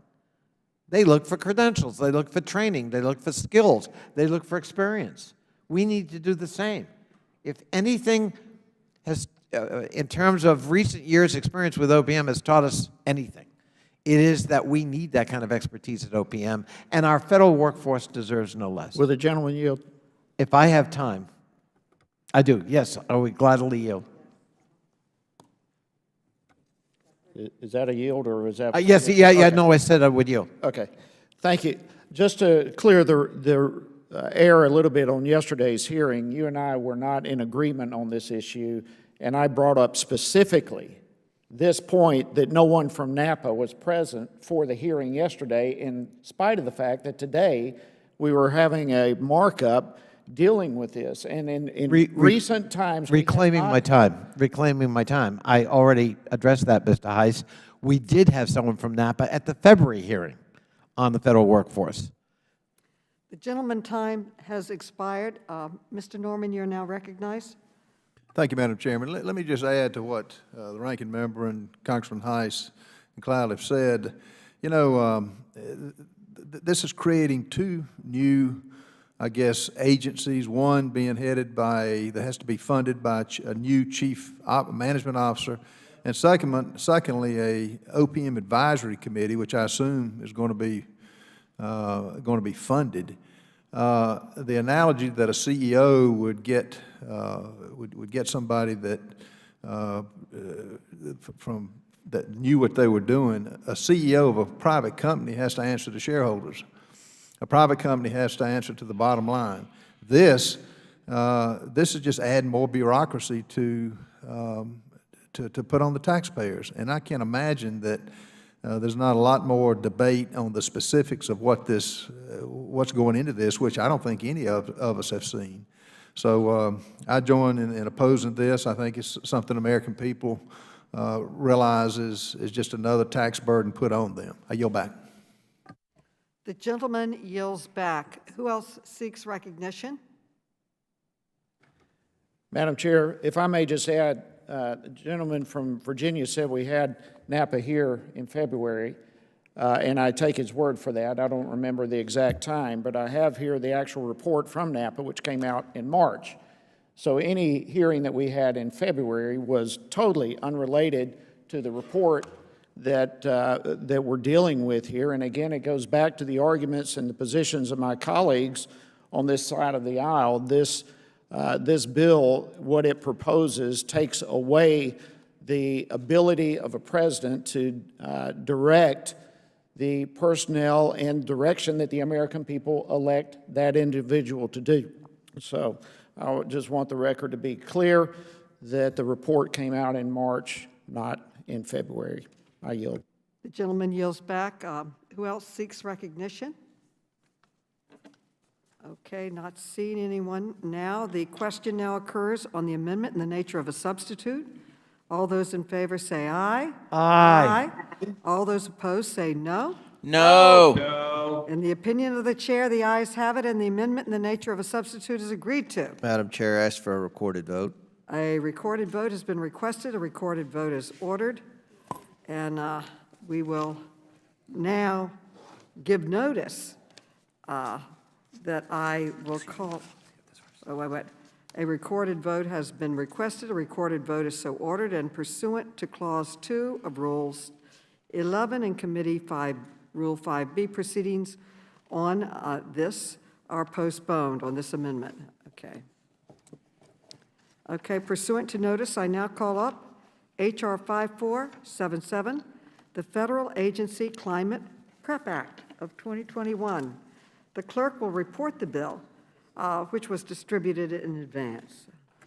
H.R. 5477 to amend Chapter 3 of Title 5 United States Code to require federal agencies to maintain plans for responding to, mitigating, and adapting to climate change, and for other purposes. Without objection, the bill is considered read and open to amendment at any point. The chair recognizes herself to offer an amendment in the nature of a substitute, copies of which have been distributed electronically to all members in advance.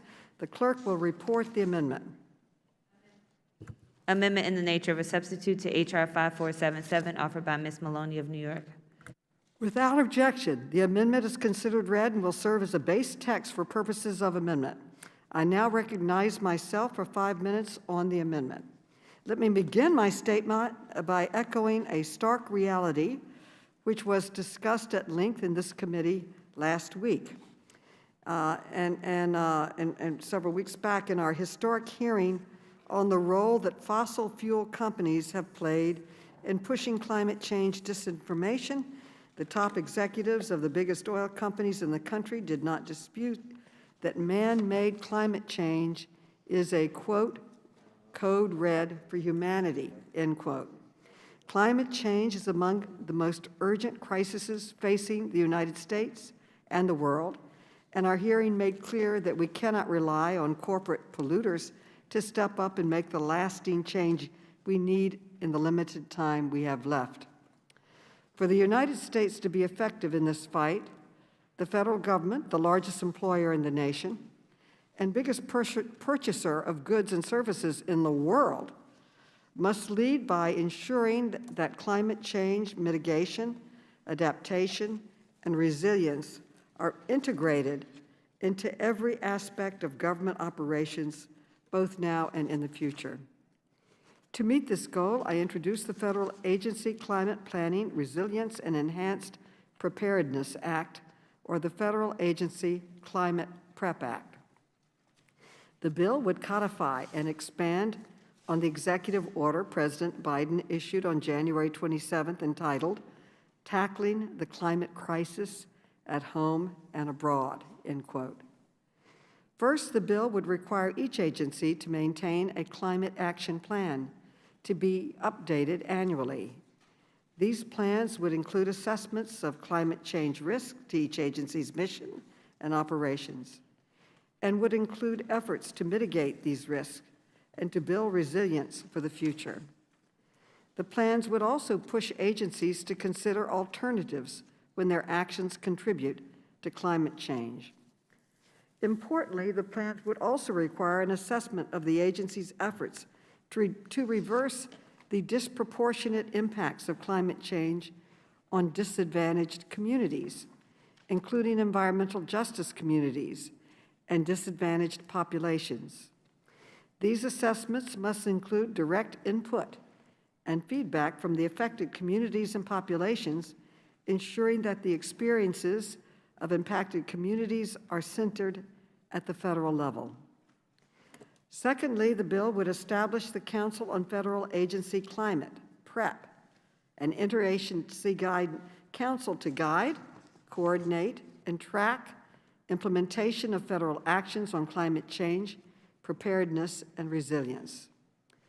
Working across the federal government and in partnership with state and local governments, academic and research institutions, and the private and non-private sectors, the Council would coordinate and deploy a government-wide approach to combating the climate crisis.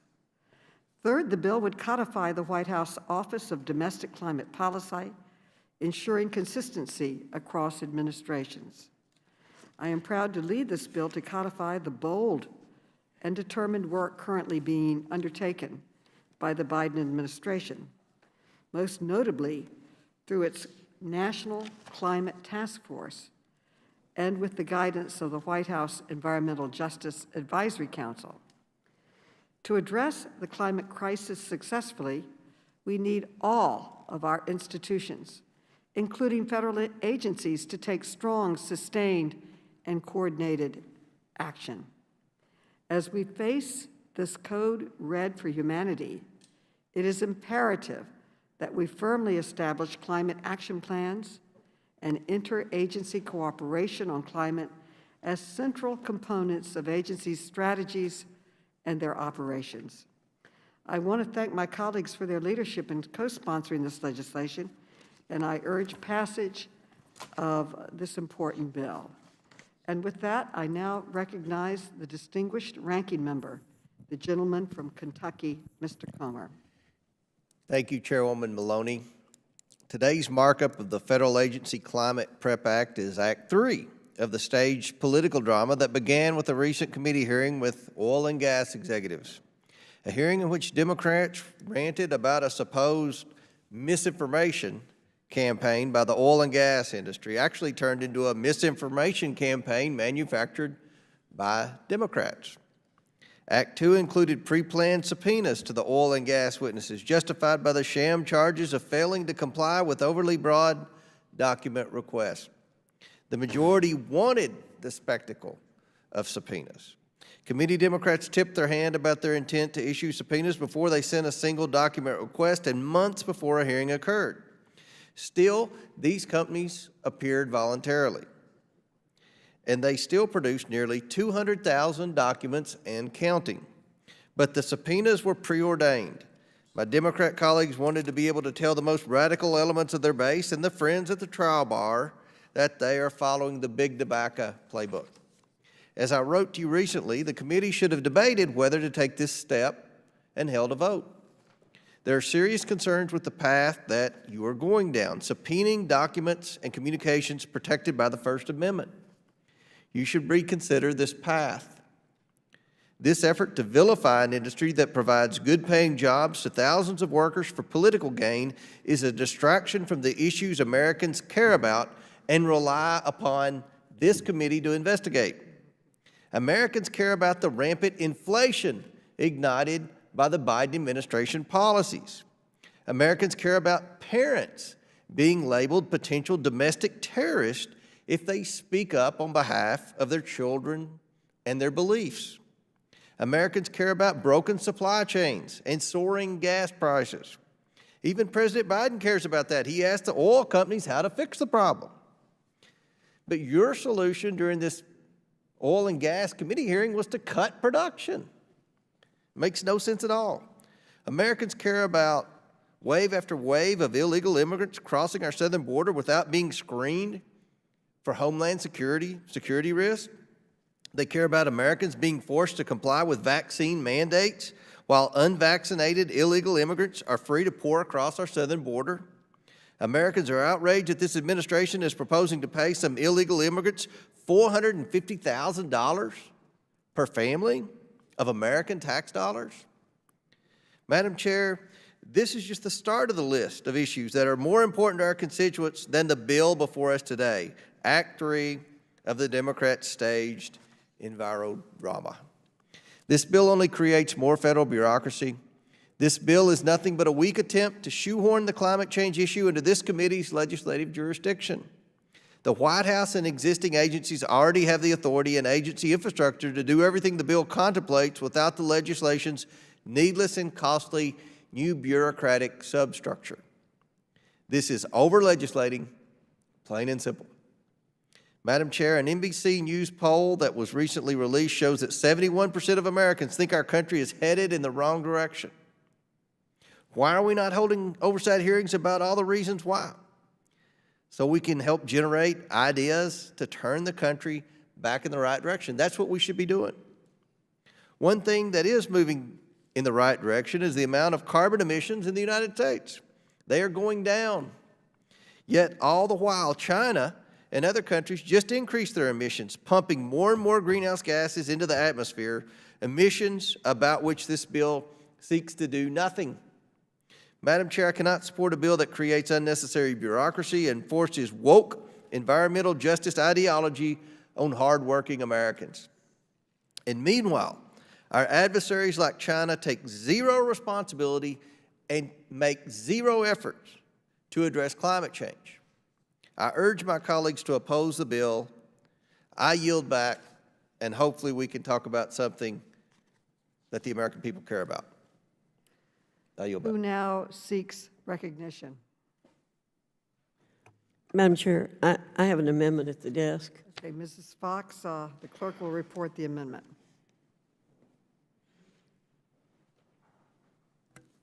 Amendment to the amendment in the nature of a substitute to H.R. 5477, offered by Ms. Fox of North Carolina. Without objection, the reading of the amendment is dispensed with. The gentle lady is recognized to explain her amendment.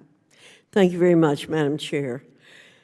American energy companies are making great strides in reducing their greenhouse gas emissions Both Republicans and Democrats heard in detail about their efforts at last month's hearing on climate issues. We heard from 4 major oil and gas companies who pledged at the hearing to continue their world-leading efforts to reduce greenhouse gas emissions through private sector innovation. Looking at the terms of this bill, however, one can only conclude that Democrats refuse to acknowledge those facts. Rather than instruct agencies to support what the private sector is already doing right, the bill is filled with blame and shame provisions, such as a requirement to state how agencies have, quote, exacerbated climate change, end quote. On top of all that, this bill then establishes a new, unnecessary bureaucracy to help make all this happen. This bureaucracy is sure to suffocate innovation. My amendment scraps all this backwards thinking and replaces it with plain and simple terms that point America's federal agencies in the right direction. That direction is to pursue greater use of their existing authorities to promote cleaner U.S.-sourced energy, as well as promote the onshoring of U.S. companies' manufacturing activities. Okay. This will help continue U.S.-led innovation and emissions reduction, restore U.S. energy independence, and reduce greenhouse gas emissions from overseas manufacturing and transoceanic shipping. Okay. This is an sensible alternative to the Democrats' ill-conceived bill that will actually help the climate. I urge my colleagues to support my amendment, and I yield back. The gentlelady yields back, and I recognize myself to speak in opposition to her amendment. It is your federal government. The gentlelady's, someone needs to mute No, their, it's true. someone needs to mute their phones. The gentlelady's amendment would unfortunately bring us backward to an approach on climate change that has proven completely insufficient. And that approach has led us to the perilous situation we find ourselves in today. Let me remind you that we are in a code red situation, which means we must reduce emissions now in order to have and save a habitable Earth. That is the consequence, and that is the consensus of scientists from across the world, and it's irrefutable. Clearly, the demands of this crisis indicate that we need to move in a new direction, and that's exactly what this bill does. I can appreciate focusing on positioning the U.S. as a leader in clean energy, but if we truly want to see the U.S. lead on global energy innovation, we should support the Build Back Better Act, which is now in the Senate. And my bill complements the broader climate provisions in that historic bill and moves us toward a more sustainable future for our climate. So I urge my colleagues to oppose this amendment, and I yield back. Would the chair yield? Well, I'm going to yield back and then recognize you, so you have a full 5 minutes. Okay.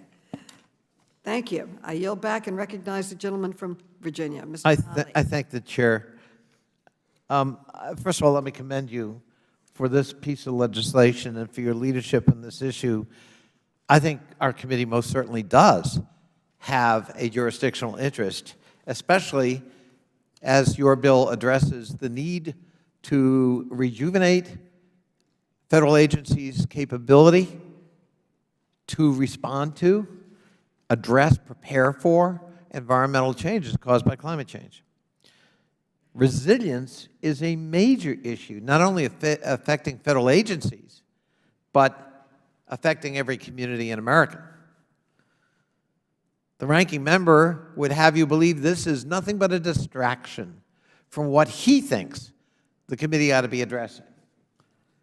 And that's a common refrain from my friends on the other side of the aisle who for too long have denied the science of climate change, and when they were in the majority actually sought, not on this committee, but in other committees, actually sought to censor even the reference to climate change, let alone scientific research.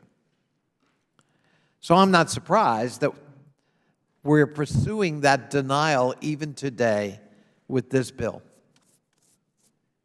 come as news to people on the West Coast who dealt with the worst forest fires, wildfires in American history in the last 2 years, that climate change is not real and not something their federal government ought to be concerned about. It would come as news to many coastal communities who now experience routine flooding many, many days out of the year and enhanced tidal surges that threaten the ability of communities to continue to function, ruining property values and the ability to continue commerce. We look at more frequent storms, greater intensity, because the oceans are heating up and they fuel cyclonic storms both in the Pacific and the Atlantic Oceans.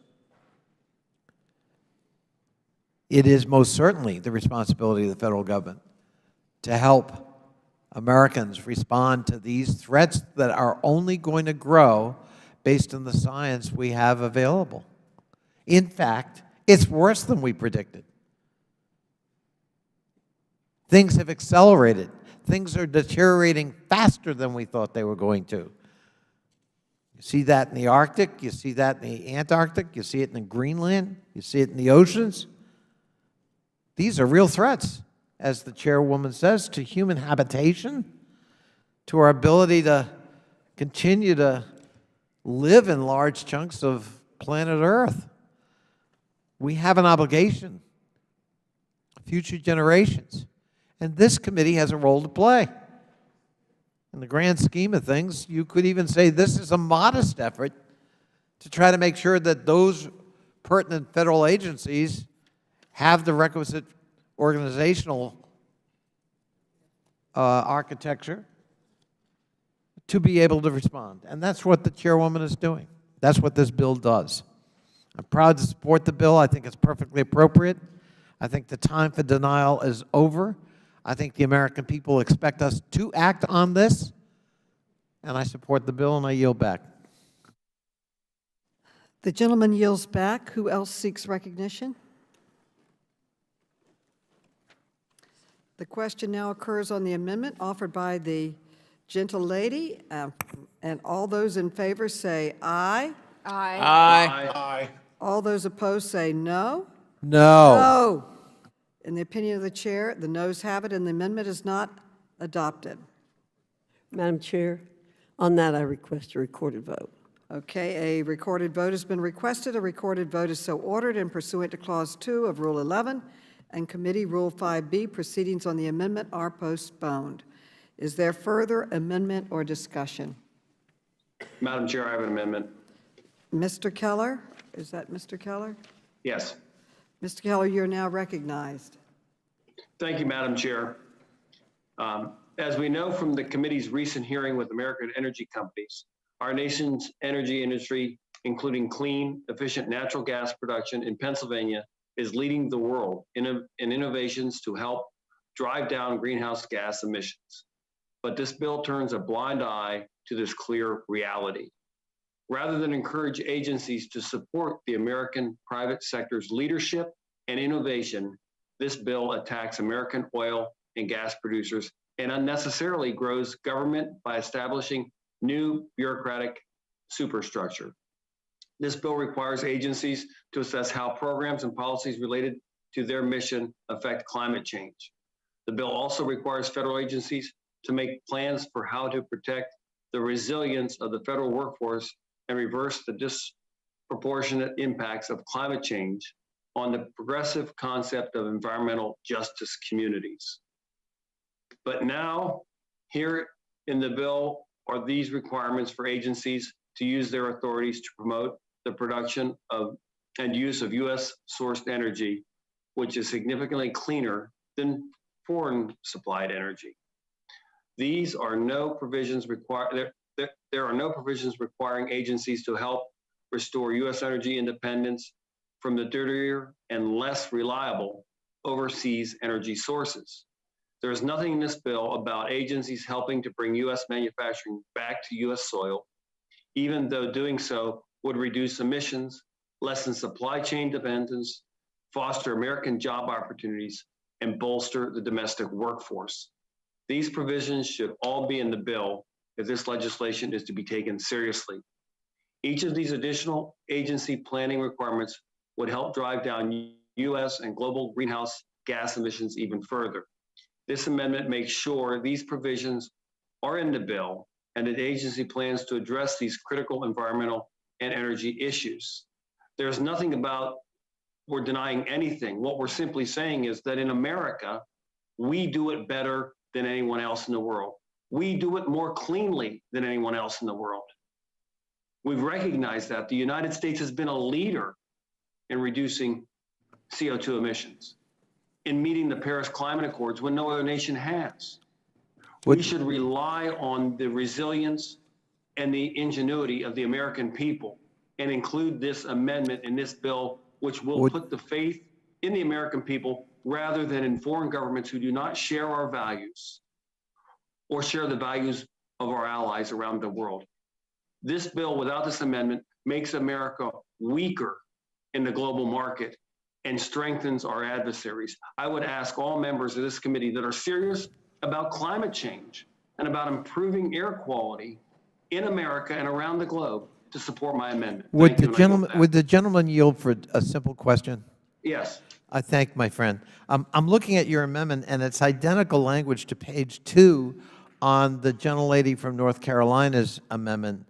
Are you suggesting that we, for example, if we adopted both, would be duplicating the language in the Fox Amendment, or are you proposing that in the event we don't adopt the Fox Amendment, we could salvage page 2 of that amendment?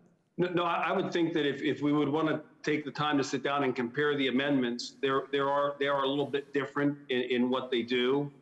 They might have some similar areas, but they are a little different as far as bringing back the manufacturing and how they approach that. So I think they complement each other. Okay, I would just suggest to my friend, I mean, it's largely identical language. I think they complement each other. I thank my friend. Okay, the gentleman yields back, and the clerk, Elisa, will report the amendment. The Keller amendment was not reported, so let's report it. Amendment to the amendment in the nature of a substitute to H.R. 5477, offered by Mr. Keller of Pennsylvania. Without objection, the reading of the amendment is dispensed with, and he was recognized to explain his amendment, and I now recognize myself to speak in opposition to the amendment. It would counteract the purpose of the underlying bill, which is to move forward towards bold action to combat climate change. And some of this work is already underway at the agency level because they recognize the existential threat to our planet, the only home we have. Once again, I remind you that we are in a code red situation requiring us to reduce emissions now to limit warming to 1.5 degrees Celsius. This bill, in conjunction with the Build Back Better Act, rejects the status quo that is totally and wholly insufficient to meet this moment. This amendment, for example, would push for even greater leasing of public land for energy production, which would ultimately harm the environment and is contrary to what the Biden administration is trying to do. So unfortunately, I cannot support this amendment, and I urge my colleagues to oppose it as well. And I yield back, and I ask who else seeks recognition. Madam. The gentlelady is recognized. Thank you, Madam Chair. Though I support this amendment, the Democrats' bill requires federal agencies to make plans for how to protect the resilience of federal workforce and reverse the disproportionate impacts of climate change on the progressive concept of environmental justice communities. But nowhere in the bill does it require agencies to use their authorities to promote the production and use of cleaner U.S.-sourced energy like natural gas. The bill does not even try to foster or encourage continued private sector innovation. This amendment ensures that clean American energy sources are a critical part of any such plan the federal government develops as a result of the bill. I would urge my colleagues to vote yes for this amendment. And with that, Madam Chair, I yield back. The gentlelady yields back. Who else seeks recognition? All right, the question now occurs on the amendment offered by the gentlelady, and all those in favor, gentlemen, will say no, will say aye. All those, aye. No. All those opposed say no. No. No. In the opinion of the chair, the noes have it. The amendment is not adopted. Madam Chair, Yes? I would ask for a recorded vote. A recorded vote has been requested. A recorded vote is so ordered. And pursuant to Clause 2 of Rule 11 and Committee Rules 5B, proceedings on the amendment are postponed. Is there further amendment or discussion? Madam Chair, I have an amendment at the desk. Mr. Franklin? Yes, ma'am. Okay. Okay, Mr. Franklin, you are now, for what purpose does the gentleman seek recognition? Madam Chair, I'd like to introduce Amendment 5. Okay, the clerk will report Amendment 5.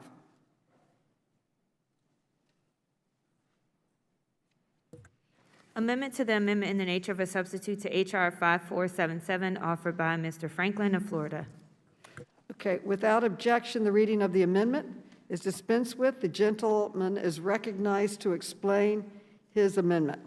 Madam Chairwoman, I would ask we suspend until we physically, those of us here, have a copy of it. I have not seen the amendment.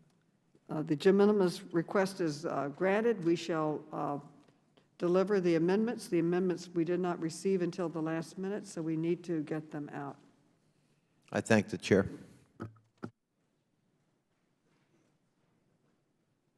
Okay. I don't have an amendment. I don't have it.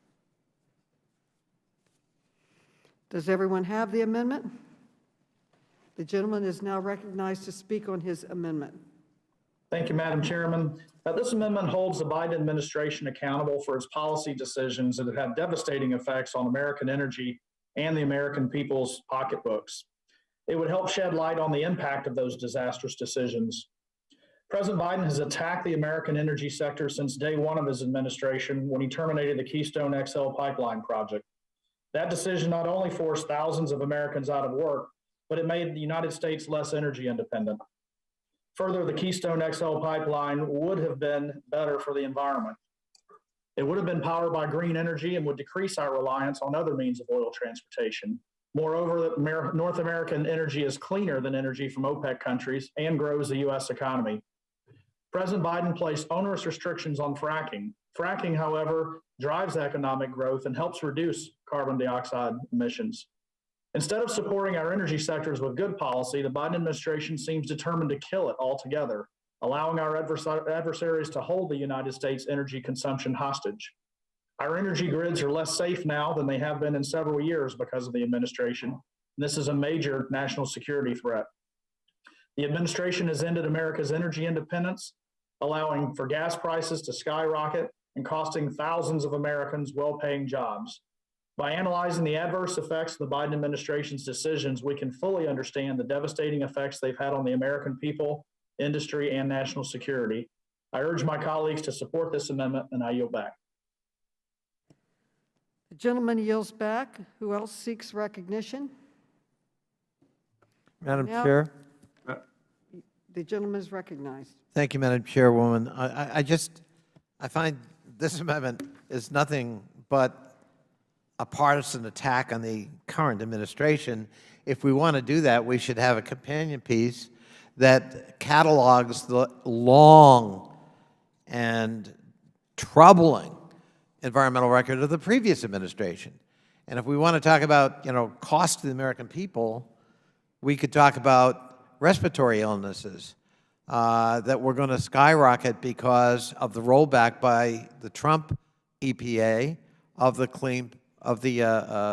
coal-fired power plant rule, or other regulations at EPA, or, as I said, the continuing denial of climate change itself. So if we're going to start cataloging the real or perceived sins, environmental sins or energy sins of a particular administration, I see no reason why we would only address the Biden administration and do so explicitly. I think this is a red herring, and I urge the defeat of this amendment. I yield back. The gentleman yields back. Does anyone else request time to speak? Yes, Madam Chair, I do. Okay, I can't see who it is. Who is it? Fred Keller from Pennsylvania. Okay, Mr. Keller, you're now recognized. Thank you, Madam Chair. And I guess I just want to talk a little bit about what this amendment does. I support it because it supports the ingenuity and the work that has been done by the American energy industry to lower carbon emissions, help our environment. And the Biden administration from day one, it's to hold them accountable for making our air around the globe dirtier, because not relying on American energy and American producers and American ingenuity, where we do it cleaner, but then putting in policies in place, and then when they realize it's not popular with the American people, then they go back to OPEC and say, produce more oil for us. Well, I tell you what, they should have thought that through before they put these job-crushing, energy-independent regulations and policies in place. We're not supporting American workers. We're not supporting America's economy. We're not supporting America's strength. I mean, everybody's been talking about this Build Back Better bill and the infrastructure bill and everything else. I tell you what, you don't build anything in America without American energy, because American energy has produced the best in the world. It's the most cost effective. It is the most produced most cleanly and does the most to help our environment. And all the gentleman from Florida is trying to do is hold the administration accountable. But that's not what the Democrat members of this committee want to do. They want to throw out subpoenas to these industries and try and have their narrative that we don't care about the climate. We absolutely do care about the climate, but caring about global climate means caring about the global climate and not letting people like China and Russia off the hook, who still receive developing nation status as China does and can produce more emissions up until like 2030. If they were serious about this, they would hold them accountable and not let them pollute while we take places and companies in America that have done it the right way and say, no, you can't do it anymore.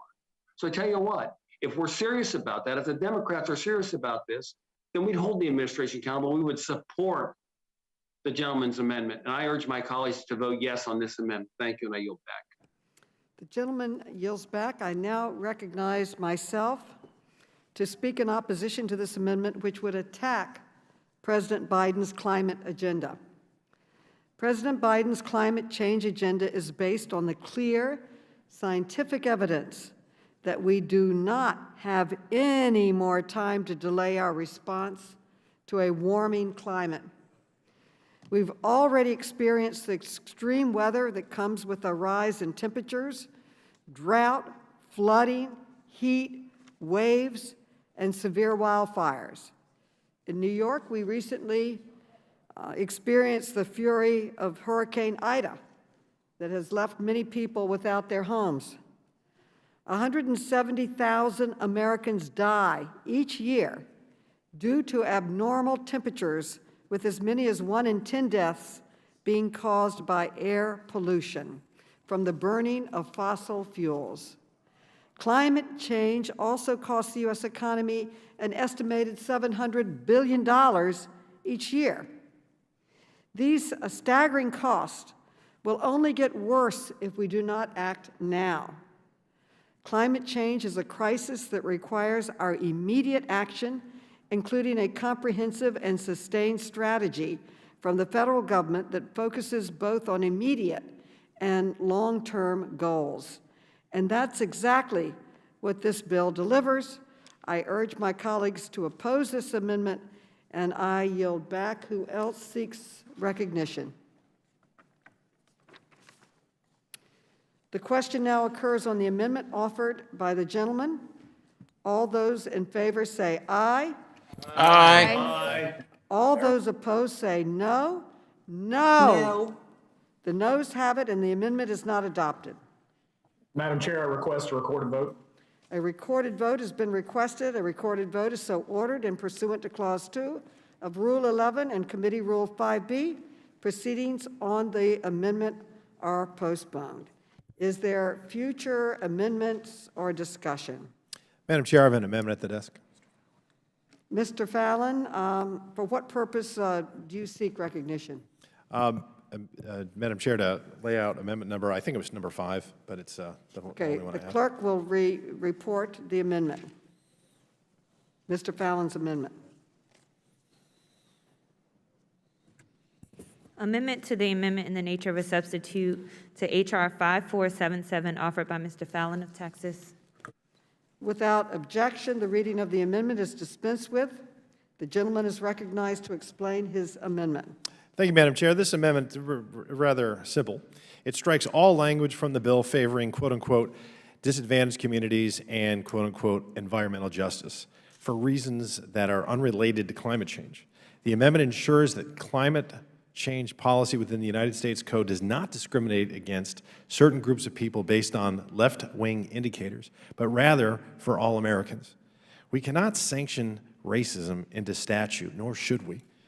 We can't fight racism from decades past and alleged racism today with racism, because that's simply not going to work. By codifying the term environmental justice, we're including discriminatory language in our nation's laws. And to have this government sanctioned is beyond the pale. And that's certainly something that I cannot support. Sanctioning racism to fight racism is ridiculous. This amendment protects the U.S. Code from becoming inundated with far left-wing ideology and discriminatory language. At the heart of this bill are terms that seek to embed left-wing and woke favoritism into the code. To begin with, the bill commands its new federal agency Climate Prep Council to deliver, quote-unquote, environmental justice. Environmental justice is a term straight out of President Biden's Justice 40 initiative that arose out of the progressives' Green New Deal. The Justice 40 initiative is a big government slush fund for progressive priorities, limiting the domestic production of oil and natural gas and increasing government investment in dubious, unproven green energy projects and expanding the reach of the U.S. government into the private sector. That's a chilling thing. The bill's environmental justice language is an attempt by, unfortunately, some Democrats to codify Justice 40 initiative one piece at a time. On top of that, the bill's definition of what qualifies as, quote-unquote, environmental justice community is filled with criteria that mostly have nothing to do whatsoever with climate change. Instead, they're about general economic issues and a host of other matters. These considerations do not belong in a bill that is supposed to be focused on climate change. The same can be said about the bill's definition of disadvantaged communities. A disadvantaged community is just, quote, a community that is harmed by environmental, economic, or socioeconomic injustices. So are we trying to really say here that the weather is now racist? That the rain is racist and snow? Those criteria are completely unrelated to climate change. Yet the bill calls for agencies' climate change prep plans to describe agency efforts to reverse disproportionate impacts of climate change on disadvantaged communities. The bill should be focused on delivering protections for all Americans, not just particular groups that the woke favors over others. I see right here, right in front of us, it says e pluribus unum, from many, one. Instead of being divisive, we should do the what's right for all Americans and not be picking winners and losers. Thank you, Madam Chair. I yield back. The gentleman yields back, and I recognize myself in strong opposition to this amendment. It strikes out the incredibly important provisions that will benefit the communities who are most adversely affected by the climate crisis.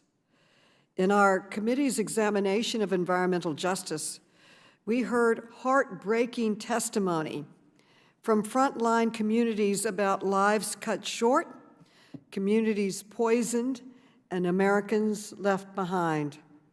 We held a roundtable over the summer in a major epicenter of this crisis, where 28 of the dirtiest and most dangerous power plant smokestacks surround the largest public housing development in the hemisphere, Queensbridge. The area is called Asthma Alley because so many people are suffering from asthma. Children that are raised there have to go to school with breathing devices to help them breathe because of the smokestacks. And we've heard from colleagues like Congresswoman Bush and Congresswoman Tlaib about the toxic contamination and disproportionate burden of pollution placed on their communities, where minority populations are forced to suffer the consequences of environmental hazards that are unheard of in wealthier areas. We went to Michigan, near Congresswoman Tlaib's home, where the water was poisoned, where the children breathing and at that air and drinking that water were becoming sick because knowingly they allowed this to happen. Power plants, oil refineries, chemical plants, toxic waste sites, and other hazards are overwhelming, and they are almost always concentrated, and it's a fact, in minority neighborhoods, leading to elevated rates of cancer, asthma, and other illnesses. In fact, people of color in the United States are over 3 times more likely to breathe the most polluted air. This is a crisis, and this crisis is the result of generations of poor policy choices. But by making better choices now, we can help lead our country, our neighborhoods, to a better future.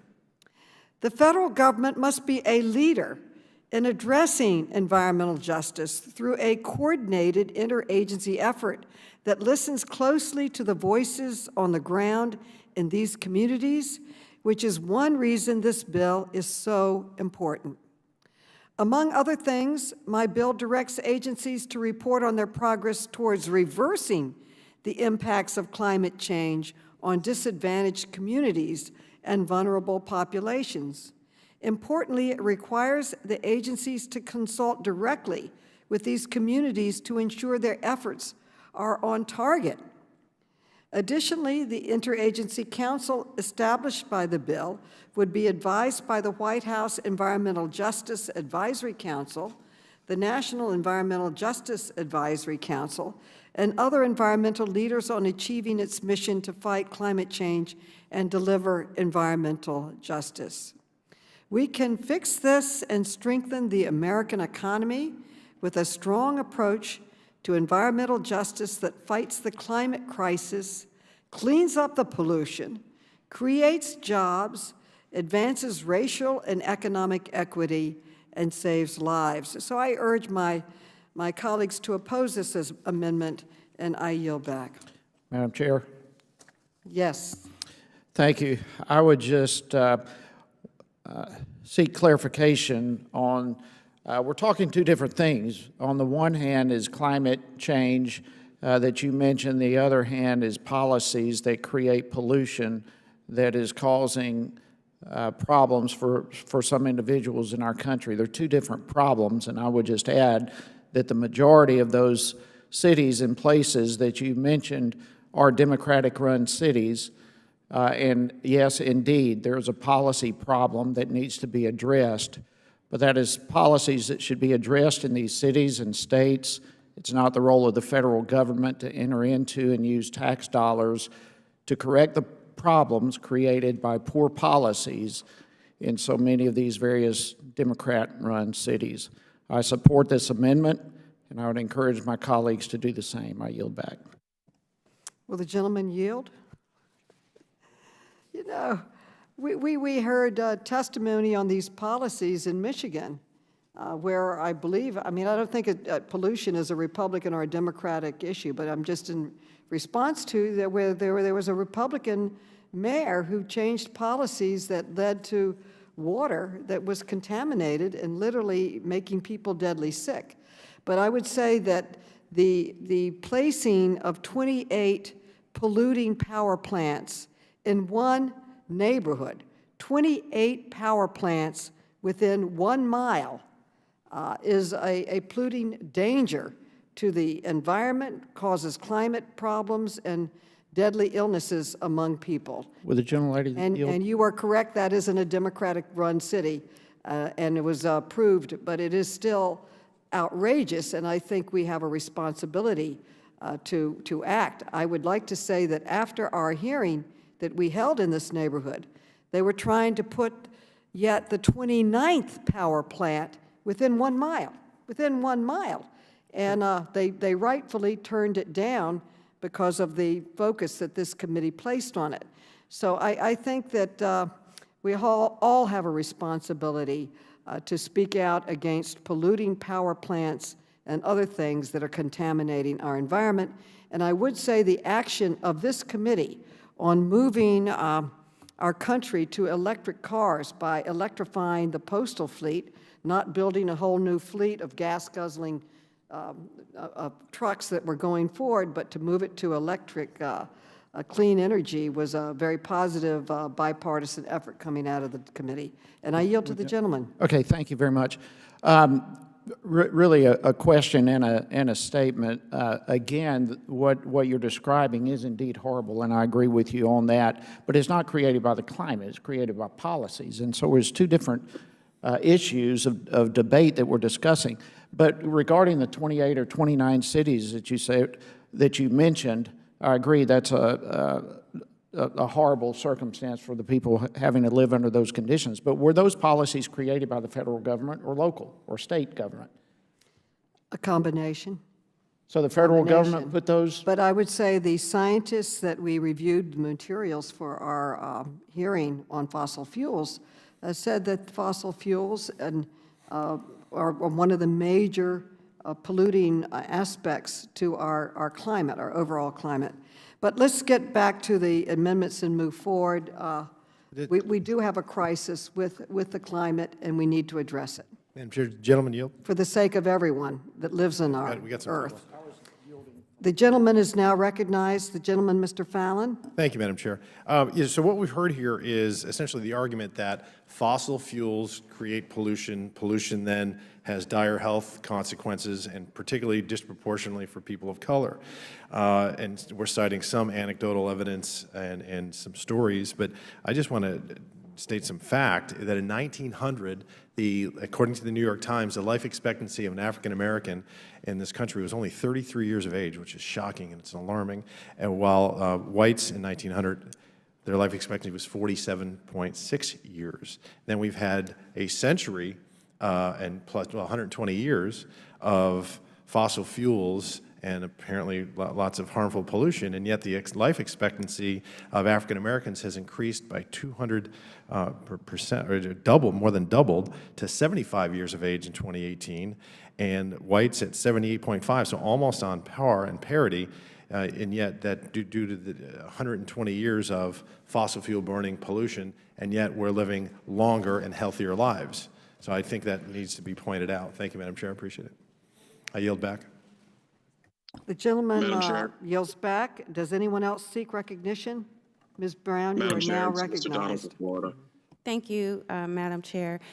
As it relates to Cuyahoga County, this was an issue that I worked really hard on as it relates to environmental justice and racial impact. We have a city in East Cleveland where there was a dump site that also had the federal government involved, state and local agencies. So when we talk about the impacts of life expectancy, we should also consider the infant mortality rate as it relates to how our babies are being born and brought into this world.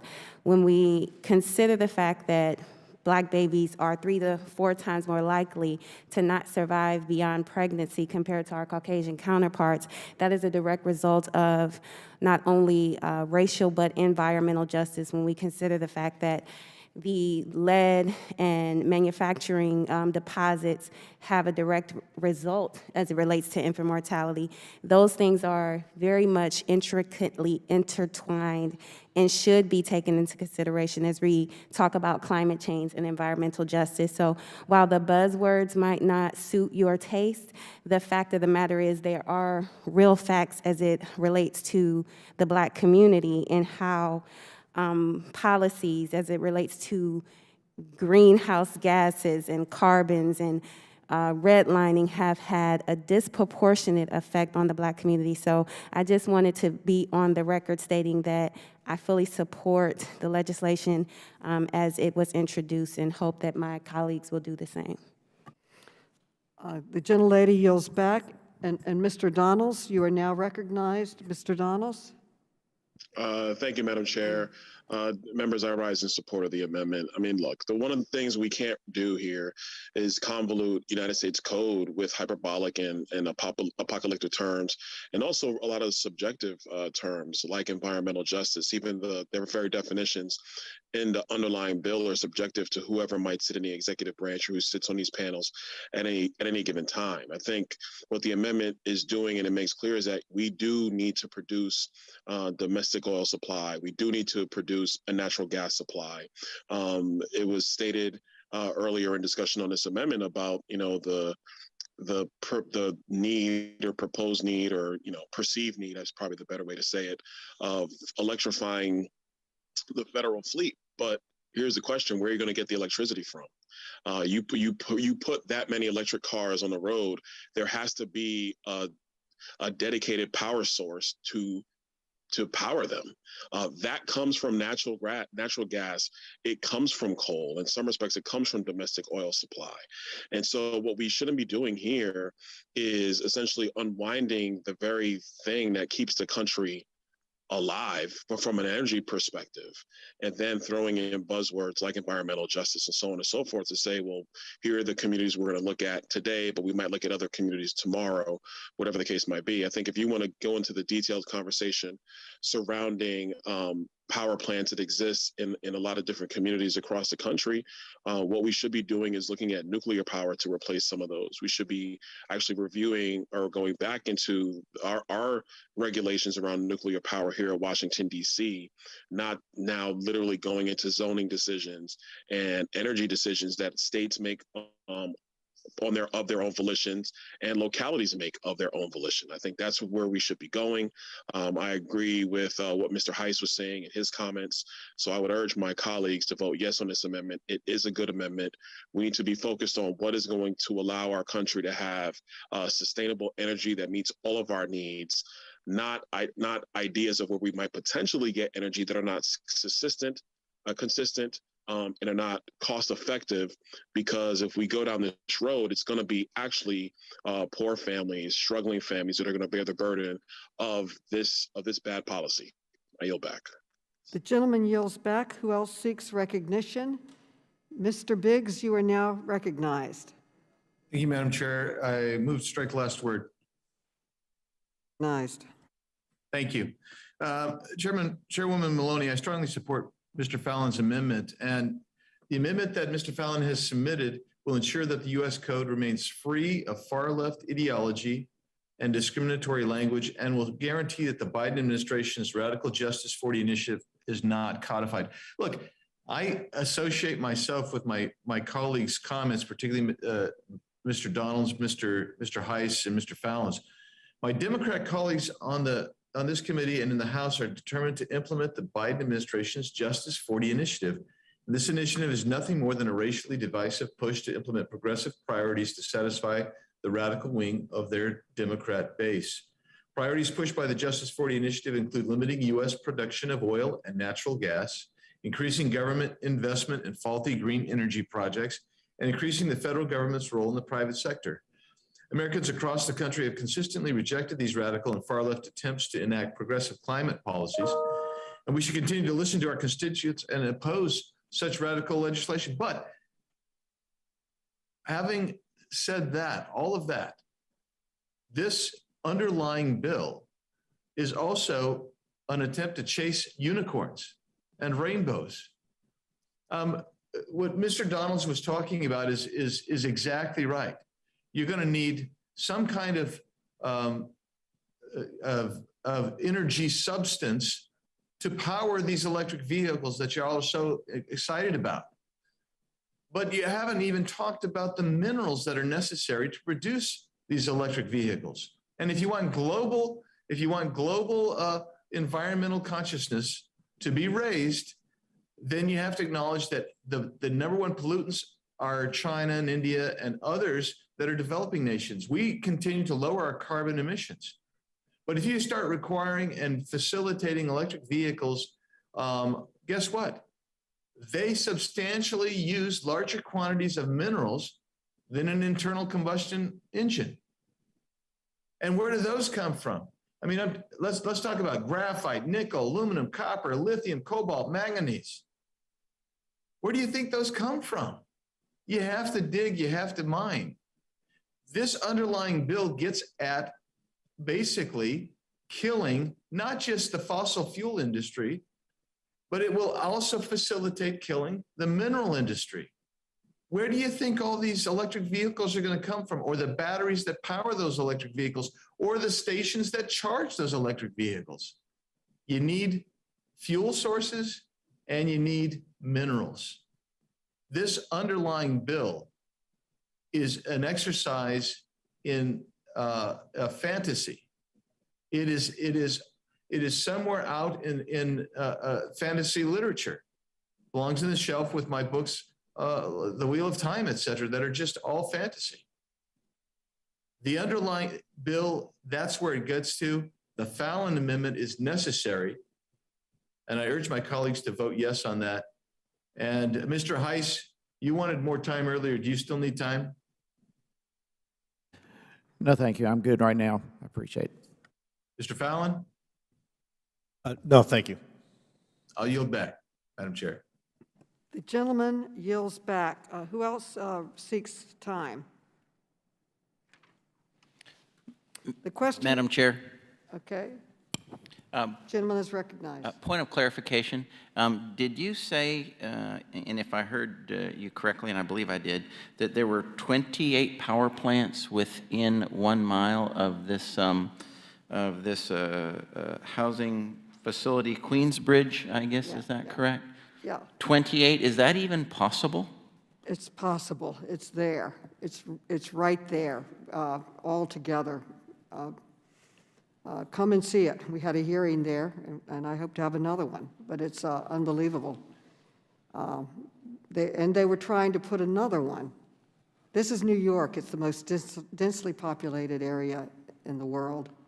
And Certainly, I didn't know you could even get 28 power plants in a square mile, but okay. they're not power plants, they're smokestacks. Smokestacks. Okay, all right. Thank you for the clarification. Not a complete power, but even that is unbelievable, really. Thank you for the clarification, Yeah, Madam Chair. Smokestacks, and it's tragic. And the most tragic part is they were trying to build yet another one. But this committee was instrumental in stopping it. The question now occurs on the amendment offered by the gentleman. All those in favor say aye. Aye. All those opposed say no. No. No. No. The noes have it. And the Madam amendment Chair, I is not request adopted. a record vote. Okay, a recorded vote has been requested. A recorded vote is so ordered and pursuant to Clause 2 of Rule 11 and Committee Rule 5B. Proceedings on the amendment are postponed. And is there, who else seeks recognition? Madam Chair, I have an amendment at the desk. Yes, I have an amendment at the desk. Is this the clerk will report Mr. Gibbs' amendment.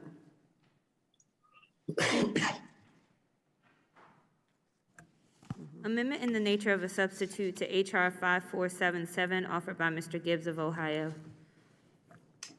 Without objection, the reading of the amendment is dispensed with. The gentleman is recognized to explain his amendment. Thank you, Madam Chair. The one thing the government is really good at is creating more government. With a half a dozen agencies and councils already capable of what the Democrats would like to achieve, there is no reason to create another federal agency other than to hire more bureaucrats. This new unnecessary bureaucrats would, and I quote, coordinate among all the currently existing bureaucracies. This is something we should already be doing and don't need more government drones for. There are no new authorities, no proposals that will help any federal agency act against climate change. It's just more bureaucracy and more report mandates. It's more busy work, just like the busy work programs from climate activists and the so-called Build Back Better agenda. The White House Office of Domestic Climate Policy would be nothing but a public relations firm. It would be done at taxpayer expense. The bill does nothing to address China's dominant contributions to global emissions, but focuses instead on blaming and shaming the United States. The White House and existing agencies already have the authority and agency infrastructure to do everything this bill contemplates without the legislation's needless and costly new bureaucratic superstructure. This amendment will stop the creation of such unnecessary and duplicative office. It will also refocus the bill on support of American innovation, exploration, technology, and production. This will actually yield greater global emissions reductions by holding China and other major emitters to account for their greenhouse gas emissions. We shouldn't be considering meaningless platitudes or harsh mandates that hamstring our economy and hurt Americans with international commitments while the world's worst polluters like China and India get off scot-free. We shouldn't damage our economy and kill jobs by doing this very dangerous action in this legislation, but we should focus on creating American technology, American innovation, and reduce our emissions like we've been doing for the last several years as our global emissions have come down and the rest of the world has gone up. So I urge passage of this amendment, and I yield back, Madam Chair. The gentleman yields back, and who Madam speaks? Chair. The gentlelady from North Carolina is now recognized. Thank you, Madam Chair. I rise in support of this amendment. As this bill shows, Democrats' response to climate change is much like their response to most issues: create more bureaucracy and throw money at it. This is not a sensible solution. Instead of creating new bureaucracy, this amendment tasks already existing government bodies, including the White House Council on Environmental Quality, Domestic Policy Council, National Economic Council, and Office of Information and Regulatory Affairs, with coordinating the agencies. Quite frankly, this is something they should already be doing and for which they don't need this legislation. This amendment is needed to avoid the bill's needless and wasteful creation of new bureaucracy and spending. I completely agree with the comments of my colleague, Mr. Gibbs. I urge my colleagues to vote yes on this amendment, and I yield back. The gentlelady yields back. Who else seeks recognition? I recognize myself to speak in strong opposition to this amendment. The plans that this bill directs agencies to develop are crucial to prepare for the future. In fact, some are already doing this work. During the Trump administration, experts at federal agencies were warning that agencies needed to conduct climate change assessments and resilience planning. A 2019 report by the Department of Defense stated, and I quote, "The effects of a changing climate are a national security issue with potential impacts to DoD missions, operational plans, and installations. DoD must be able to adapt current and future operations to address the impacts of a variety of threats and conditions, including those from weather and natural events. To that end, DoD factors in the effects of the environment into its mission planning and execution to build resilience," end quote. What's more, the Biden administration has already put many of the concepts of the bill into place by executive order. President Biden established the National Climate Task Force, which corresponds with the Interagency Council established by the bill. And the climate action plans required under this bill would meet the requirements of President Biden's executive order, ensuring that the agency's reporting burden is minimal and reasonable. The White House Office of Domestic Climate Policy and the National Climate Advisor role in the Executive Office of the President are critical given the magnitude of the challenge the nation faces. We can no longer delay our work on this common sense and critical bill to advance the federal government's leadership on climate action and environmental justice.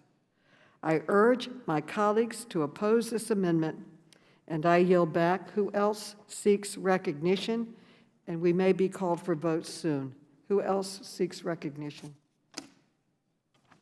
The question occurs on the amendment offered by the gentleman. Madam Chair, I All have my those in hand up. favor? Who seeks recognition?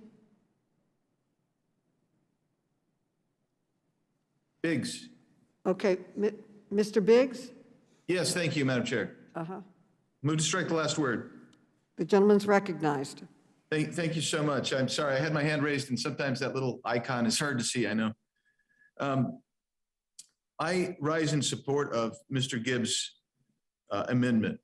I think it is a great amendment for what we see happening here. The underlying bill has so many problems, and as I associate myself with the representative from North Carolina who talked about the common refrain to solve problems by my friends on the other side of the aisle is to create a bigger bureaucracy, spend more dollars, and to incorporate social engineering into their plan. And what we see is where this is going to go. If that's underlying bill, as it sits, it happens, you will continue to see what you see today, and that is an increased cost of gas at the pump. Now, what that is, that's an economic problem. That's not necessarily a structural inflationary problem. That is instead a supply-demand problem. And it's a creation of artificial scarcity, which this administration has created by basically preventing pipelines from being built, preventing refinement, preventing exploration and development of clean fuels. And by doing that, our prices, not just at the pump, go up, but since everything is trucked in this country, if you bring something in on rail or import it by sea through the ports, it's going to get to its final destination through trucking. And the reality is that is driving up prices everywhere, besides the structural inflationary problems of devaluing our currency that this administration is engaged in. What Mr. Gibbs' amendment does that is so, in my mind, so clever is he takes the agencies that are already there and directs them to work together to promote greater production and distribution of all kinds of energy. Development there will actually continue to make the U.S. the leader in reduction in carbon, as we have been for the last period of time. I think that his efforts to address where we are seeing the expansion of carbon pollution from China and India and other foreign sources, addressing that is also necessary. This is a great amendment. It is one that, had I been allowed to draft, it would have been a Biggs instead of Gibbs amendment. And I am grateful to the gentleman for drafting it. I support it and encourage my friends across the aisle to adopt this amendment. With that, Madam Chair, I will yield back to you. The gentleman yields back. The question now occurs on the amendment offered by the gentleman. All those in favor say aye. Aye. Aye. All those opposed say no. No. In the opinion of the chair, the noes have it. The amendment is not adopted. Madam Chair, I ask for a recorded vote. A recorded vote has been requested. A recorded vote is so ordered and pursuant to Clause 2 of Rule 11 and Committee Rule 5B. Proceedings on the amendment are postponed. And who seeks recognition? Madam Chair, I have an amendment at the desk. For what purpose does Mr. Heiss seek recognition? Madam Chair, I have an amendment at the desk. The clerk will report the amendment. Amendment to the amendment in the nature of a substitute to H.R. 5477, offered by Mr. Heiss of Georgia. Without objection, the reading of the amendment is dispensed with. The gentleman is recognized to explain his amendment. Thank you very much, Madam Chair.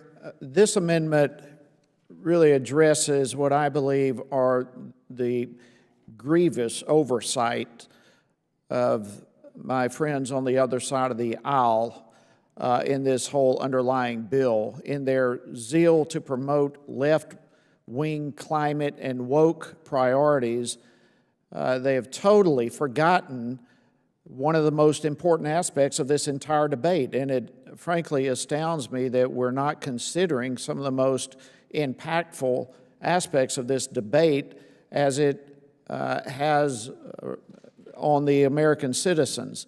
And so my amendment seeks to address some of these issues that are missing, that are obvious to me, that things that should be addressed. For example, the Democrats seem to consistently these days be about the business of stifling the U.S. economy while giving a free pass to China, who, by the way, is the world champion of carbon emissions, and yet we continue tying our own hands economically in this country while giving China a free pass. Republicans insist on focusing on the economic impacts of climate policies. How can we, why would we try to proceed with these massive climate change policies without first examining what the economic impact of those policies would have on the United States? My amendment addresses that problem. My amendment also ensures that the appropriate emphasis be placed on the national security risks that are created, since the rest of the focus of this bill would drag down our industries while, again, ignoring what China is doing. There are national security concerns that, frankly, are not even in the debate here, which is just difficult for me to wrap my brain around. Finally, Republicans want to promote energy independence through domestic production. We have been fighting for this for a long time, and as the committee learned just last week, Democrats want commitments to reduce domestic production, and they're actively seeking at the same time an increase of production from OPEC. This does not make any sense whatsoever. As one of my colleagues just mentioned, we're watching the price at the gas pump go up and up and up. That was not the case a year ago. We were energy independent. We were, as a nation, not reliant upon other countries as we now are. And so my piece of legislation focuses on looking at assessing, identifying these different areas of vast importance, the economic impacts that climate policies would have on our country, the national security risks that climate policies would have, and domestic production. With this amendment, I think we will make sure that the global realities, rather than progressive fantasies, are first and foremost when it comes to climate change policies. I urge my colleagues on both sides of the aisle not to continue this discussion without an honest, sincere look at these three areas. And with that, Madam Chair, I yield back. The gentleman yields back, and I recognize myself. The gentleman's amendment is deeply misguided, seeking to blame unrelated market trends on our critical efforts to combat climate change. The reality is that developed countries around the world are facing inflation and higher prices because of the global pandemic. Thankfully, President Biden's rescue plan and economic response have actually reduced the impact here in the United States. Even after inflation, the typical American family has more money in their pockets than they did last year or the year before. We're the only developed economy where that's true. And while we still face challenges, we see good news across the economy. Jobs and wages are up. Child poverty is down by 40%, and new businesses are up by 30%. We've produced over 5 million new jobs since President Biden took office. The Build Back Better Act would be another great step in the right direction, granting a typical American family of four an estimated $7,400 in tax cuts and savings each year. The President is using every tool at his disposal to lower costs, including gas prices. I am glad the Biden administration is acting aggressively to tackle this problem by releasing oil from the Strategic Petroleum Reserve, pressing other countries to increase output, and urging the FTC to crack down on illegal conduct that is keeping prices high. Republicans want to blame the Biden administration for current prices, but this is simply not true. The Washington Post fact checker gave this claim 4 Pinocchios, calling it, quote, silly and false, end quote. The truth is, oil producers have reported record profits this year. The Nonpartisan Energy Information Administration testified at a recent Senate hearing that market forces are responsible for high fuel prices. The bottom line is that gasoline price spikes are caused by our dependence on fossil fuels. The only permanent solution is to reduce our dependence on oil and switch to cleaner energy sources.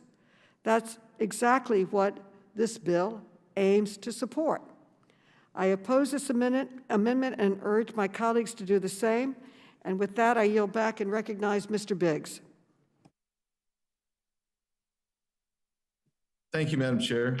I rise in support of the Heiss Amendment. And I just want to respond to some of the things that the chair said that I think absolutely have to go answered. First of all, I hope she wasn't intimating in any sense that inflation is good, because inflation is not good. It is a tax, a hidden tax on people. So let me give you, for instance, when you say salaries are up, you're correct. They're up about 4%.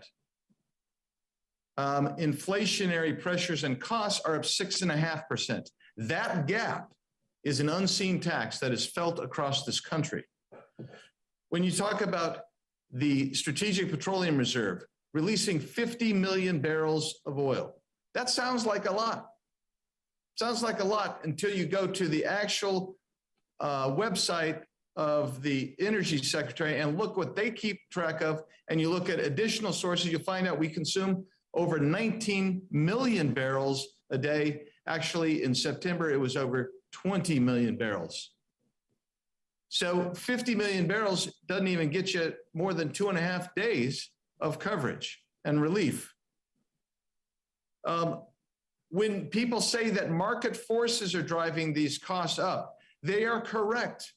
That's what I said in my last comments. Market forces, that's different than inflationary forces. Market forces are things like demand and supply. Our supply has artificially induced scarcity. What has induced that scarcity? The policies of this administration. The taking down of pipelines, the regulatory restraint on exploration and development. That creates scarcity. And how do you know it creates scarcity? A market force. Because the administration's going out there begging OPEC, please, we need to lower the cost. We have our normal demand, but we are scarce in the US because we're producing less. So please, OPEC and other nations, increase your supply and then share with us.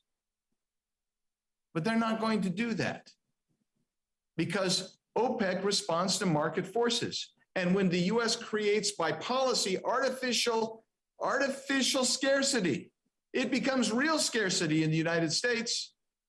I say it's artificial because it is unnecessary. It is policy driven.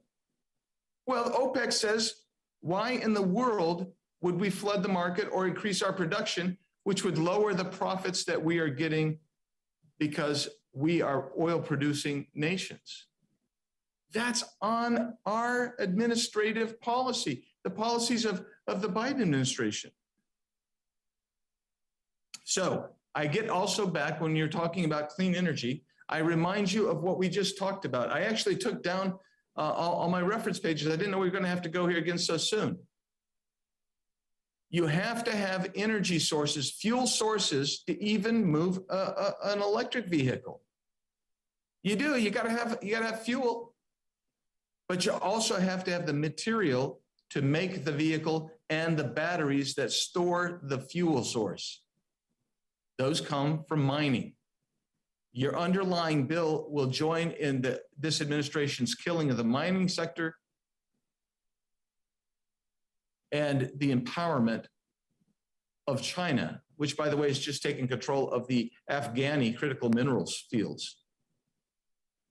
That is bad policy. It's dangerous for many reasons, not the least of which is national security policies that make us a weaker nation, a poorer nation, and at the same time aggrandizes and strengthens our adversaries. This amendment is necessary, like every one of the other amendments was necessary. Will the gentleman yield? And I'll yield to the gentleman from Georgia, Mr. Heiss. Thank you. Madam Chair, again, the fact that you would blame the pandemic and some of these other things, that's not the issue. The underlying bill here has to do with climate policy, and my amendment has to do with climate policy. How can we proceed with climate policy without considering the impact those policies will have on our economy, the impact they will have on our national security, and the impact they will have on domestic production? I am not talking about the pandemic. I'm not referring to anything. I'm keeping on message as the underlying bill is, and I would urge us to consider these factors as we move forward. With that, I yield back. I yield back, Madam Chair. Thank you. Expired. The gentleman's time has expired. Who else seeks recognition? Madam Chair, The ranking Higgins, member, Louisiana. Mr. Comer, is now recognized. You could go to Clay if you want. Mr. Clyde, he yields to Mr. Clyde. Or Clay Higgins, Clay Higgins. Mr. Clayton? Higgins. Mr. Higgins. Mr. Higgins. Thank you, Mr. Ranking Member, Madam Chair. And I thank my colleague for his amendment because Americans who actually work for a living are so done with anti-American leftist policy and the injury that the American economy is suffering and American families are suffering because of this insane push by my colleagues across the aisle to force America into compliance that the rest of with the climate policy it's like it was written in a science fiction film or something. The rest of the world is not doing it. If you ask the average American what state in America has the most strict environmental laws, they'll probably tell you California. That's going to be a common response. It's largely true. The top 4 most polluted cities in America are in California. But good news for California, your 4 most polluted cities in the country don't even make the top 400 top polluted cities in the world. You know who that honor belongs to? China and India.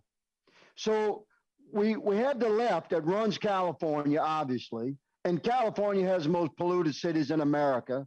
And the left wants to create a permanent bureaucracy to push California-style climate policy onto the entire nation, ignoring the fact that the planet Earth's pollution is largely caused by China and India, which is where the left wants to push American industry and business. It's insane. We're doing everything we can within our conference to stop this movement. I applaud my colleagues' amendment because we have the responsibility to the people that we serve to pay attention to the economic impact of policies and laws that are passed through this body. How can we possibly move forward in service to the American people and act as if money doesn't exist? Mortgage notes don't exist. Notes on your car and truck don't exist. Your business expenses don't exist. The price of groceries don't exist. The only thing that we've all been talking about is climate policy at the expense of the American citizen. It's insane. Thank you for recognizing I yield the balance of my time to the ranking member, should he require it. His time has expired, and I now recognize the ranking member for his own time. Well, thank you, Madam Chair, and I strongly support the Heiss Amendment. This amendment addresses a grievous oversight on the part of Democrats and has been stated so eloquently by my colleagues, Representative Higgins and Representative Biggs. Democrats are intent on hobbling the U.S. economy and giving a free pass to China, the world champion of carbon emissions. Republicans insist the focus be on identifying and addressing the economic impacts of climate policies. This amendment ensures that the appropriate emphasis be placed on the national security risks created, since the rest of the focus of this bill would drag down our industries while ignoring what China is doing. This amendment also promotes energy independence through domestic production. I strongly urge my colleagues to vote yes, and I yield back. The gentleman yields back. Mr. Fallon is now recognized. Thank you, Madam Chair. I would be remiss if I didn't share just a few thoughts on and just point a few things out here. If we want to protect the environment, I think every member of Congress would like to see that happen. The best way to do that is to consider the countries that have and have been blessed with energy resources. Which countries have a rule of law, an independent judiciary, powerful environmental lobby, strict rules and regulations as to how to exploit those resources, and also have a very experienced and proven and highly professional energy sector? That China, that Iran, that Venezuela, that Russia? No, that's the United States. So if you're a true environmentalist, you should do everything in your power to promote the Keystone Pipeline, not derail it, and to promote and offer leases on federal lands and offshore drilling for the United States of America. Now, what does that do? It protects the environment, number one. It also helps with keeping prices down and keeping them affordable. It creates more wealth in the United States, not just the high-paying jobs that the sector is responsible for, but it keeps that wealth here instead of having our dollars sent overseas. And it gives us international leverage, too. And it promotes and protects our national security. So it makes complete sense. It's putting America first and not America last. It's putting the environment first and not the environment last. So I completely support. I think that needed to be said, and we need to be speaking here in the balance of reality and what's actually good, and not just. I'm worried about the path. The road to hell is paved with good intentions. So I fully support the amendment. I think it's brilliant, and thank you. And Madam Chair, I yield back. Gentleman yields back. Who else seeks recognition? The question now occurs on the amendment offered by the gentleman. All those in favor say aye. Madam Chair. All those opposed say no. No. The noes have it, and the amendment is not adopted. Is there anyone else who seeks recognition? The gentleman requests a recorded vote. It's been requested. A recorded vote is so ordered, and pursuant to Clause 2 of Rule 11 and Committee Rule 5B, proceedings on the amendment are now postponed. Who seeks recognition? For what purpose does the gentleman, Mr. Higgins, I believe, is now seeking recognition for his amendment? Mr. Higgins. Yes, Madam Chair, I have an amendment at the desk. The clerk will report the amendment.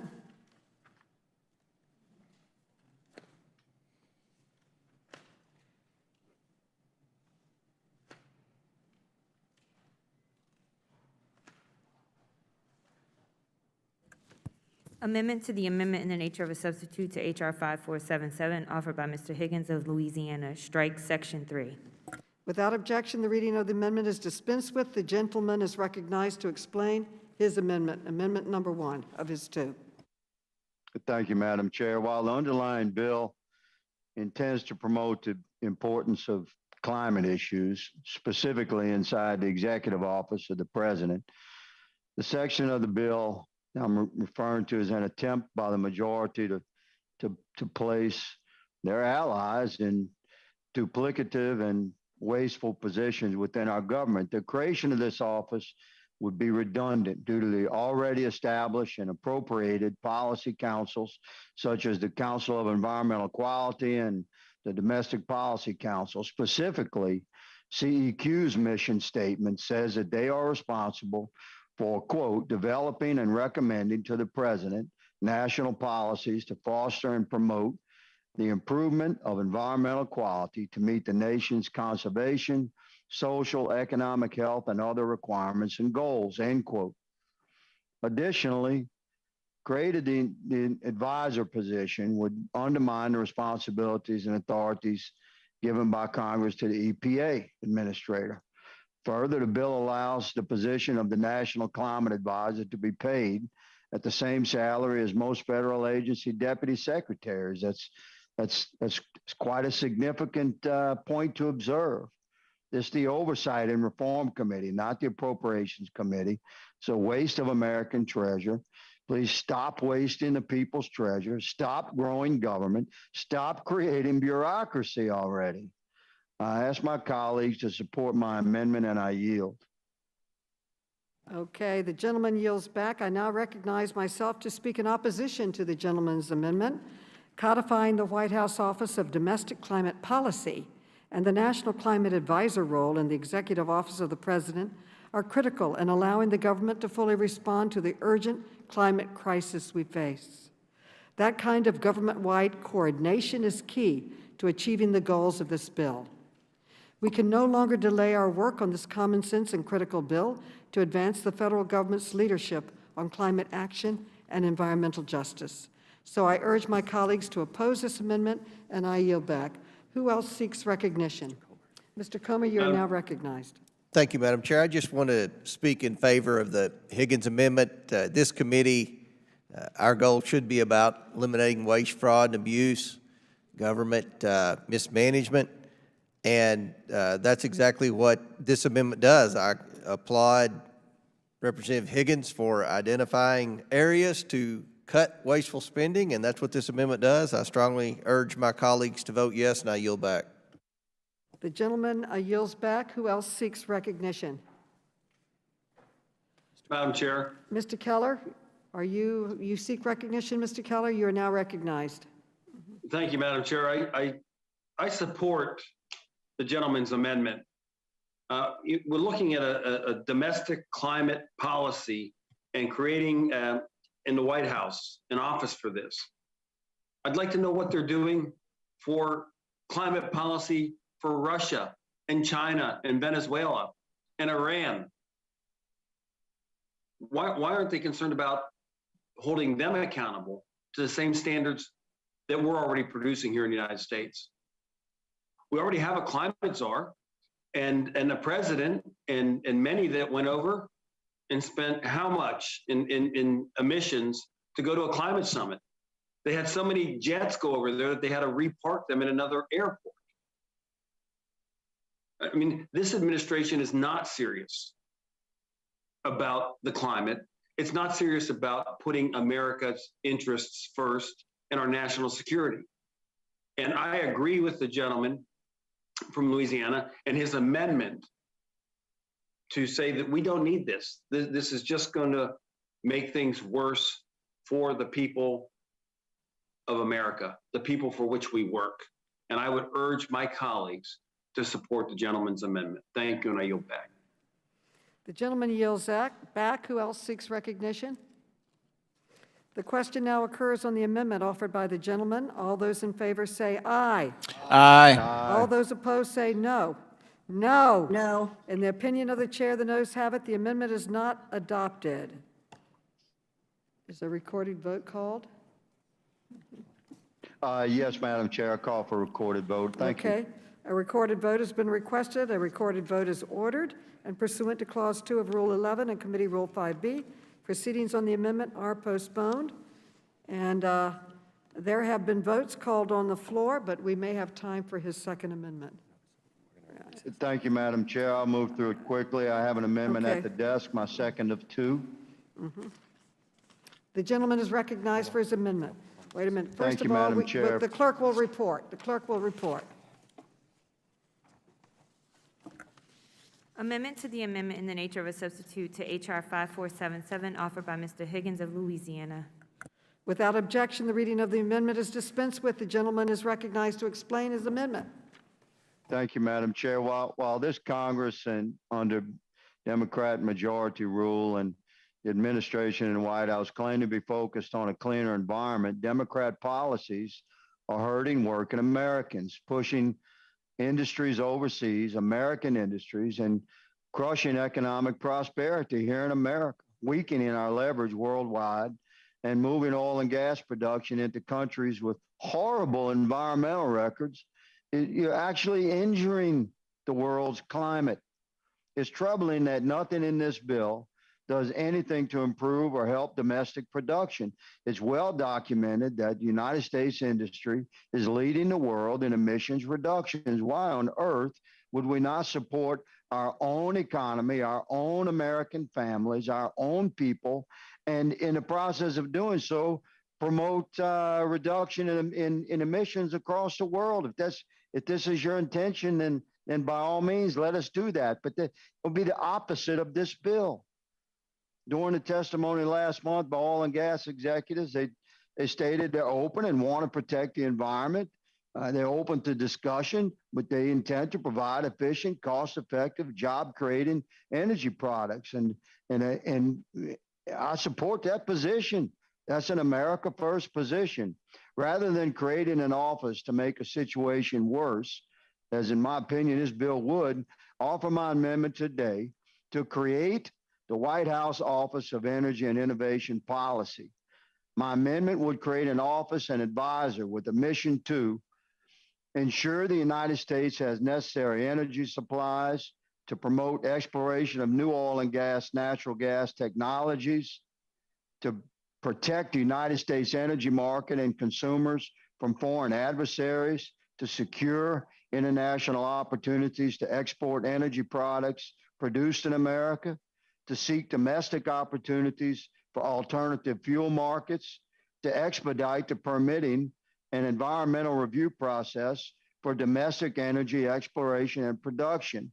If you support good paying jobs, affordable energy prices for Americans, promoting and encouraging clean domestic energy opportunity, and delivering American energy to fuel the world, I ask my colleagues to support my amendment. And I yield to the ranking member.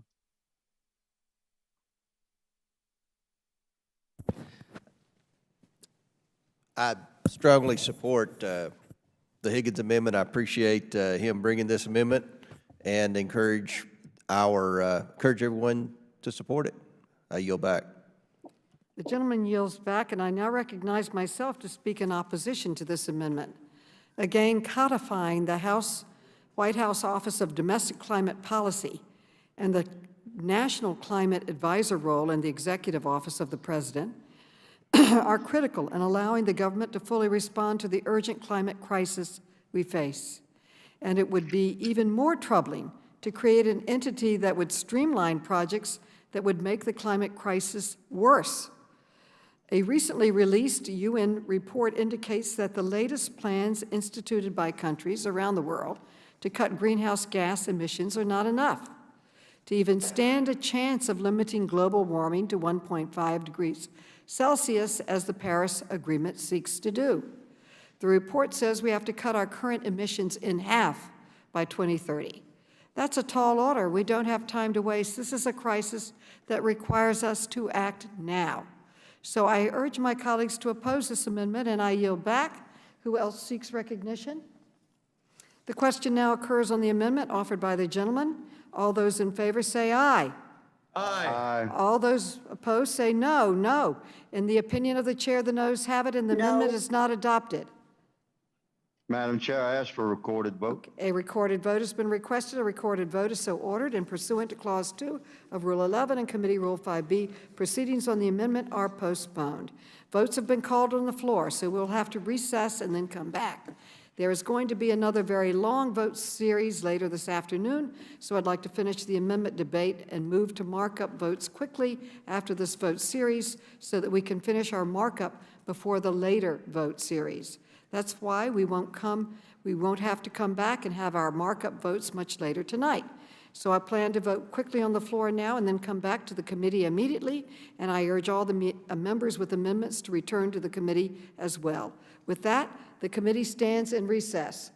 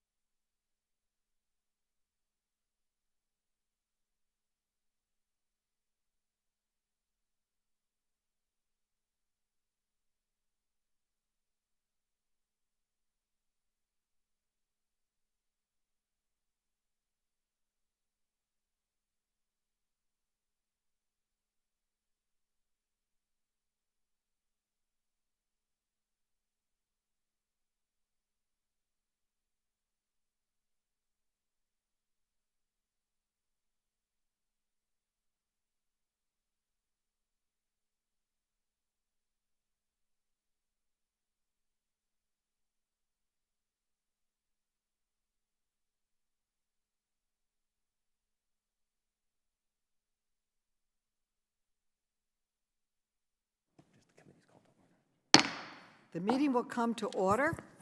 And who seeks recognition? Mr. Higgins? Yes, Madam Chair, thank you. Representative Norman has amendment number 1, Norman number 1 at the desk. I'd like to enter on his behalf. Okay, the clerk will report the amendment. Amendment to the amendment in the nature of a substitute to H.R. 5477, offered by Mr. Higgins of Louisiana. Without objection, the reading of the amendment is dispensed with. The gentleman is recognized to explain the amendment. Thank you, Madam Chair. As this committee learned at its recent hearing with energy executives, it's China that's driving growth in global greenhouse gas emissions, not the United States. Led by private sector innovation, United States greenhouse gas emissions have consistently been going down. China's emissions, meanwhile, are constantly going up. China now accounts for roughly 1/3 of global greenhouse gas emissions. Inexplicably, this bill refuses to hold China, which is the world's leading polluter and one of the United States' foremost adversaries, refuse to hold China accountable. On the contrary, this bill displays the same basic flaw that international climate change negotiations have shown for decades, that America bears the brunt of the blame for greenhouse gas emissions, and that we should bear the cost of bringing down greenhouse gases. It's not anchored in reality. And China skates away with no obligations, no responsibilities, no commitments. Other nations with significant emissions, such as India, also not held accountable. Meanwhile, America is targeted. This amendment makes sure that in this bill, that pattern begins to be reversed. The amendment requires the State Department and U.S. Trade Representatives' plans to show how state and USTR will secure reductions of greenhouse gas emissions from China, India, and other nations responsible for increased emissions across the planet. I thank Madam Chair, and I yield the balance of my time to the ranking member if he so requests.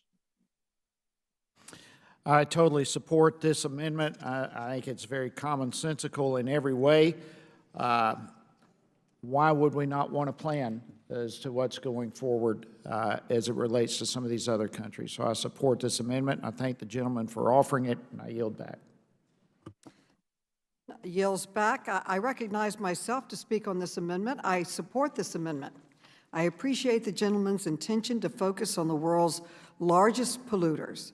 I think reducing the total amount of greenhouse gas emissions worldwide is incredibly important. My intent was for the plans this bill directs agencies to develop to include this type of strategic planning, but I am supportive of making that requirement explicit in this legislation.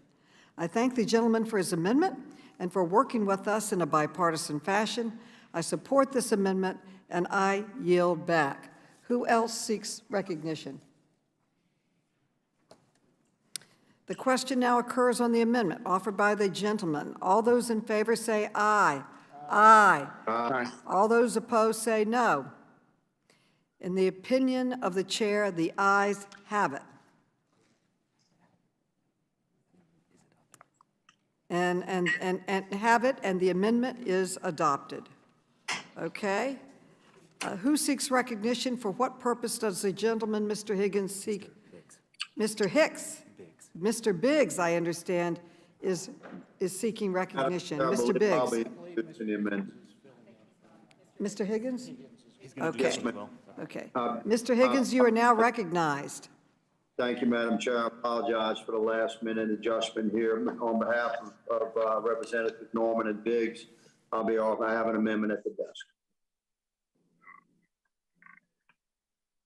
The clerk will report the amendment. Amendment to the amendment in the nature of a substitute to H.R. 5477, offered by Mr. Higgins of Louisiana. Okay, without objection, the reading of the amendment is dispensed with. The gentleman is recognized to explain his amendment. Thank you, Madam Chair. Regarding the council, if this council ever gets off the ground, which I, quite frankly, I hope does not happen, I think America can rest assured that under Biden administration, no consideration will be given to nuclear power. And modern nuclear power is certainly something that this committee should be discussing. This amendment ensures that this will not be the case. It directs the council to consider nuclear power as an option for emissions reduction. It's clean, low cost, and can operate with a very small footprint as opposed to what regular Americans and most of us envision when we think of a decades-old nuclear facility. We're dealing with a much smaller footprint now. The technologies have emerged where this should be considered as we look at reducing emissions. So if we're serious about significantly reducing emissions, nuclear power just has to be part of the solution, at least for consideration. That's what the amendment asks for. The Democratic Party, throughout his history, has really been against nuclear power. But may I humbly submit to my colleagues across the aisle that we have entered a new area of nuclear technology, and it should be considered with any energy policy. I thank Madam Chair, and I yield the balance of my time to the ranking member, should he request it.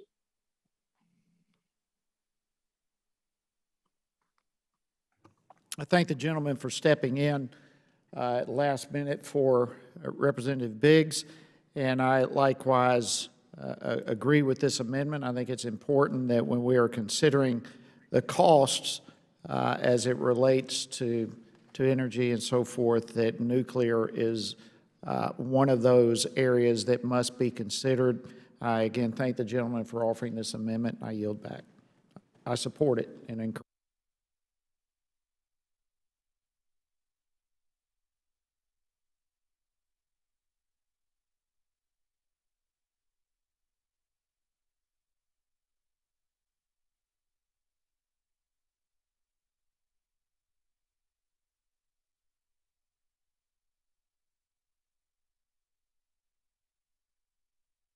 Climate action plans that each agency would be required to submit to the council.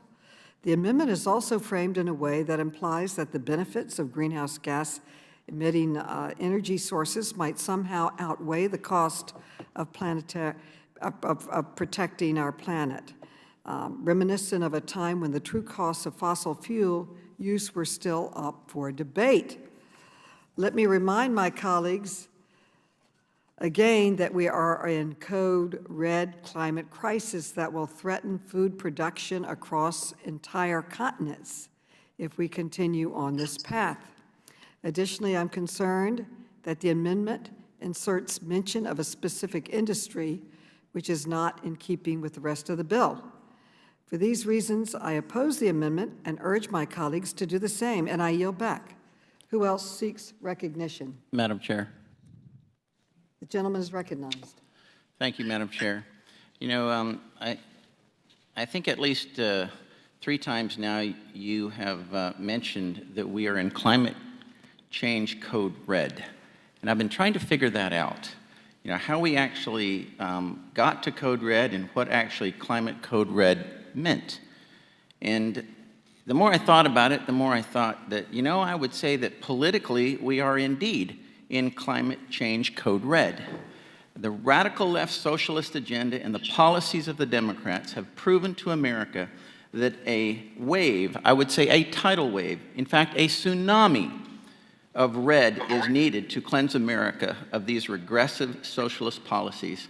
And I would say that is the real climate change, and that is certainly climate change that I would agree with. And I think that what we have seen, 18, now 19 Democrats have announced plans to abandon the House, and they are seeing that that code red tsunami is coming, and it will benefit America. And thank you, and I yield back. The gentleman yields back. Does anyone else seek recognition? The question now occurs on the amendment offered by the gentleman. All those in favor? Say aye. Aye. All those opposed say no. Oh. No. In the opinion of the chair, the noes have it, and the amendment is not adopted. Madam Chair, Yes, I asked for a recorded vote, and I also beg the chair's indulgence. I neglected to ask for a recorded vote on the prior amendment. I'll ask for that if she'll allow that at this time. That request is not in order at this time. A recorded vote has been requested. A recorded vote is so ordered, and pursuant to Clause 2 of Rule 11 and Committee Rule 5B, proceedings on the amendment are postponed. Is there further amendment or discussion? Now, Madam Chair, point of order. The gentleman is recognized for his point of order. Is the chair stating that she does not have the authority to grant a recorded vote on a prior amendment, or that she chooses? It was not in order at that time. The amendment has already been disposed of, so it's not in order to request a recorded vote. Okay, the amendment has already been disposed of. It passed. So it's a recorded vote is not in order. You won. It passed. It passed. Okay. Now, shall we proceed? As it is now in order to take postponed votes. Members are reminded to be ready to unmute themselves when they are called on to vote. Members are further reminded that pursuant to House rules, their video must be on in order for them to vote. Madam Chair, Yes, Mr. Comer. I'd like to ask for unanimous consent to withdraw my request for a recorded vote on the A&S for H.R. 5792, H.R. 4778, and H.R. 6066, and instead request a recorded vote on the final passage for these bills. Without objection so ordered, we will vote on those underlying bills. The question now occurs on favorably reporting H.R. 5792 as amended. All those in favor say aye. Aye. Aye. All those opposed say no. No. No. In the opinion of the chair, the ayes have it, and the bill is agreed to. Madam Chair, I ask for a roll call vote. Okay. A recorded vote has been requested. A recorded vote is ordered, and the clerk will call the roll.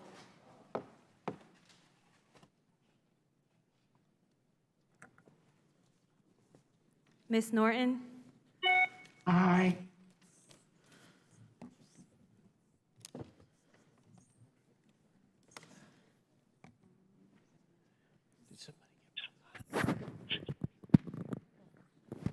Ms. Norton votes aye. Mr. Lynch?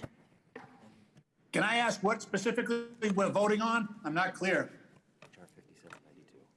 H.R. 5792. And whose bill is this? This is Jerry Conley, and it's one of the most brilliant bills ever to come before the committee. Well, there you go. Well, of course, I vote aye. I vote aye. Mr. Lynch votes aye. Thank you. Sorry. Mr. Cooper? Aye. Mr. Cooper votes aye. Mr. Connolly? Aye. Mr. Connolly votes aye. Mr. Krishnamurthy? Aye. Mr. Krishnamurthy votes aye. Mr. Raskin? Okay. You have to unmute yourself. Aye. Mr. Raskin votes aye. Mr. Khanna? Aye. Mr. Khanna votes aye. Mr. Mfume?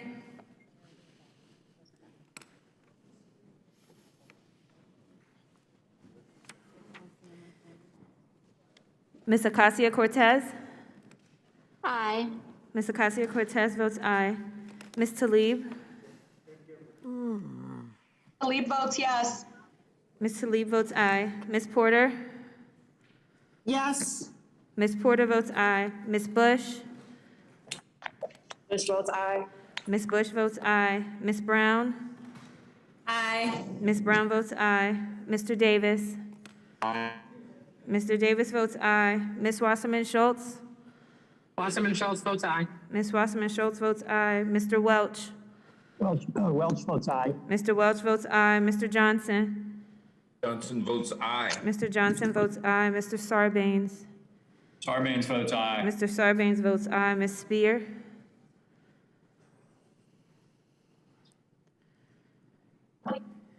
Spear votes aye. Ms. Spear votes aye.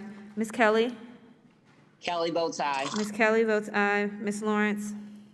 Ms. Lawrence votes aye. Ms. Lawrence votes aye. Mr. DeSagne? Aye. Mr. DeSagne votes aye. Mr. Gomez? Gomez, aye. Mr. Gomez votes aye. Ms. Presley?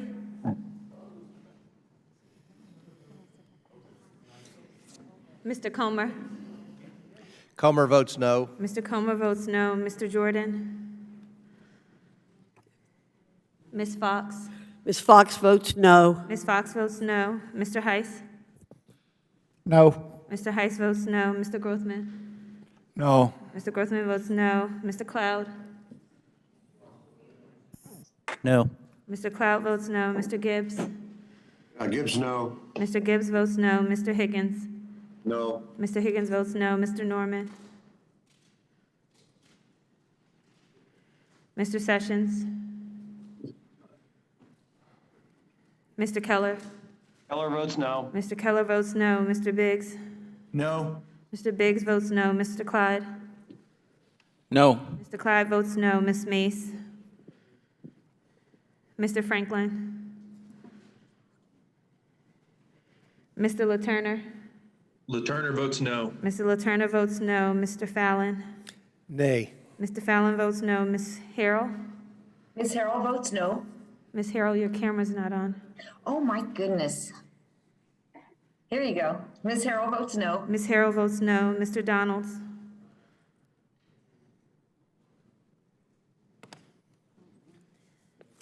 Ms. Maloney?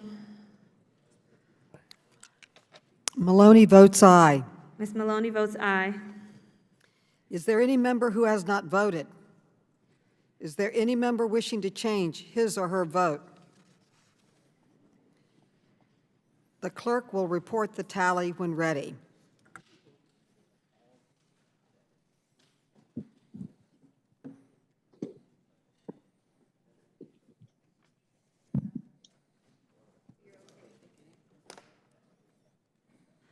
On this vote, we have 23 ayes and 13 noes. H.R. 5792 shall be favorably reported to the House. Without objection, a motion to reconsider is laid on the table. Staff is authorized to make technical and conforming changes to the matters considered by the committee in this markup. The question now occurs on favorably reporting out H.R. 778, introduced by Congresswoman Norton, as amended. All those in favor say aye. Aye. All those opposed say no. No. In the opinion of the chair, the ayes have Madam it, Chair. and the bill is agreed to. Ask for a recorded vote. A recorded vote has been requested. A recorded vote is ordered. The clerk will call the roll. Ms. Norton? Ms. Norton votes aye. Ms. Norton votes aye. Mr. Lynch? Mr. Lynch votes aye. Mr. Lynch votes aye. Mr. Cooper? Cooper votes aye. Mr. Cooper votes aye. Mr. Connolly? Aye. Mr. Connolly votes aye. Mr. Krishnamurthy? Aye. Mr. Krishnamurthy votes aye. Mr. Raskin? Aye. Mr. Raskin votes aye. Mr. Khanna? Aye. Mr. Khanna votes aye. Mr. Mfume? Ms. Ocasio-Cortez? Aye. Ms. Ocasio-Cortez votes aye. Ms. Tlaib? Tlaib votes aye. Ms. Tlaib votes aye. Ms. Porter? Ms. Bush? Bush votes aye. Ms. Bush votes aye. Ms. Brown? Aye. Ms. Brown votes aye. Mr. Davis? Aye. Mr. Davis votes aye. Ms. Wasserman Schultz? Wasserman Schultz votes aye. Ms. Wasserman Schultz votes aye. Mr. Welch? Mr. Johnson? Aye. Mr. Johnson votes aye. Mr. Sarbanes? Aye. Mr. Sarbanes votes aye. Ms. Spear? Aye. Ms. Spear votes aye. Ms. Kelly? Kelly votes aye. Ms. Kelly votes aye. Ms. Lawrence? Lawrence votes aye. Ms. Lawrence votes aye. Mr. DeSagne? Aye. Mr. DeSagne votes aye. Mr. Gomez? Gomez, aye. Mr. Gomez votes aye. Ms. Presley? Mr. Comer? Comer votes no. Mr. Comer votes no. Mr. Jordan? Ms. Fox? Ms. Fox votes no. Ms. Fox votes no. Mr. Heiss? No. Mr. Heiss votes no. Mr. Grothman? No. Mr. Grothman votes no. Mr. Cloud? No. Mr. Cloud votes no. Mr. Gibbs? Mr. Higgins? Higgins, no. Mr. Higgins votes no. Mr. Norman? Mr. Sessions? No. Mr. Sessions votes no. Mr. Keller? Keller votes no. Mr. Keller votes no. Mr. Biggs? No. Mr. Biggs votes no. Mr. Clyde? No. Mr. Clyde votes no. Ms. Mace? Mr. Franklin? Mr. LaTurner? LaTurner votes no. Mr. LaTurner votes no. Mr. Fallon? Nay. Mr. Fallon votes no. Ms. Harrell? Ms. Harrell votes no. Ms. Harrell votes no. Mr. Donalds? Ms. Maloney? Maloney votes aye. Ms. Maloney votes aye. Is Mr. Welch on my recorded? Mr. Welch? Mr. Welch, you are not recorded. Mr. Welch votes aye. Mr. Welch votes aye. Gibbs, how's your Gibbs recorded? Mr. Gibbs, you are not recorded. This is Representative Porter. How am I recorded? Gibbs votes no. Mr. Gibbs votes no. Ms. Porter, you are not recorded. I vote aye. Ms. Porter votes aye. Is there any member who has not voted? Is there any member wishing to change his or her vote?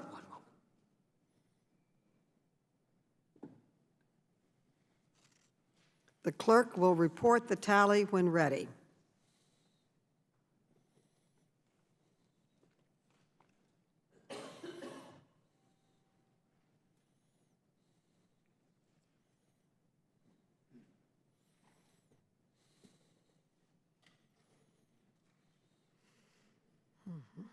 On this vote, we have 2314. H.R. 4778 shall be favorably reported to the House. Without objection, a motion to reconsider is laid on the table. Staff is authorized to make technical and conforming changes to the matters considered by the committee in this markup.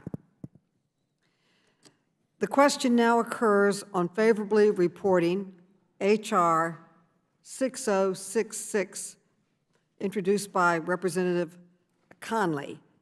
H.R. 6066 as amended. All those in favor say aye. Aye. All those the opposed say no. No! In the opinion of the chair, the ayes have it and the bill is agreed to. Madam Chair, I ask for a recorded vote. A recorded vote has been requested. A recorded vote is ordered. The clerk will call the roll. Ms. Norton? Ms. Norton votes yes. Ms. Norton votes aye. Mr. Lynch? Mr. Lynch votes aye. Mr. Lynch votes aye. Mr. Cooper? Aye. Mr. Cooper votes aye. Mr. Connolly? Aye. Mr. Connolly votes aye. Mr. Krishnamurthy? Aye. Aye. Mr. Krishnamurthy votes aye. Mr. Raskin? Aye. Mr. Raskin votes aye. Mr. Khanna? Aye. Mr. Khanna votes aye. Mr. Mfume? Ms. Acacia-Cortez? Aye. Ms. Acacia-Cortez votes aye. Ms. Tlaib? Madam Clerk, Tlaib votes yes. Ms. Tlaib votes yes. Ms. Porter? Yes. Ms. Porter votes yes. Ms. Bush? Bush votes yes. Ms. Bush votes yes. Ms. Brown? Brown votes yes. Ms. Brown votes yes. Mr. Davis? Davis votes aye. Mr. Davis votes aye. Ms. Wasserman Schultz? Wasserman Schultz votes aye. Ms. Wasserman Schultz votes aye. Mr. Welch? Aye. Mr. Welch votes aye. Mr. Johnson? Aye. Mr. Johnson votes aye. Mr. Sarbanes? Sarbanes votes aye. Mr. Sarbanes votes aye. Ms. Spear? Aye. Ms. Spear votes aye. Ms. Kelly? Kelly votes aye. Ms. Kelly votes aye. Ms. Lawrence? Lawrence votes aye. Ms. Lawrence votes aye. Mr. DeSaulnier? Aye. Mr. DeSaulnier votes aye. Mr. Gomez? Gomez, aye. Mr. Gomez votes aye. Ms. Presley? Presley votes aye. Ms. Presley votes aye. Mr. Comer? Comer votes no. Mr. Comer votes no. Mr. Jordan? Ms. Fox? Ms. Fox votes no. Ms. Fox votes no. Mr. Heiss? No. Mr. Heiss votes no. Mr. Grothman? No. Mr. Grothman votes no. Mr. Cloud? No. Mr. Cloud votes no. Mr. Gibbs? Gibbs, no. Mr. Gibbs votes no. Mr. Higgins? No.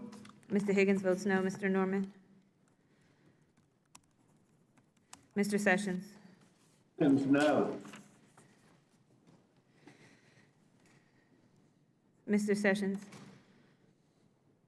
Sessions, no. Mr. Sessions votes no. Mr. Keller? Keller votes no. Mr. Keller votes no. Mr. Biggs? No. Mr. Biggs votes no. Mr. Clyde?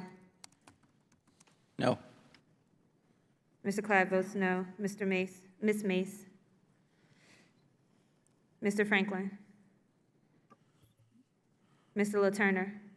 Turner votes no. Mr. LaTurner votes no. Mr. Fallon? Nay. Mr. Fallon votes no. Ms. Harrell? Ms. Harrell votes no. Ms. Harrell votes no. Mr. Donalds? Ms. Maloney? Maloney votes aye. Ms. Maloney votes aye. Madam Chair, I want to inquire as to how I am recorded on this vote. Mr. Mfume, you are not recorded. Mr. Mvume votes aye. Mr. Mfume votes aye. Is there any member who has not voted? Is there any member wishing to change his or her vote? The clerk will report the tally when ready. We have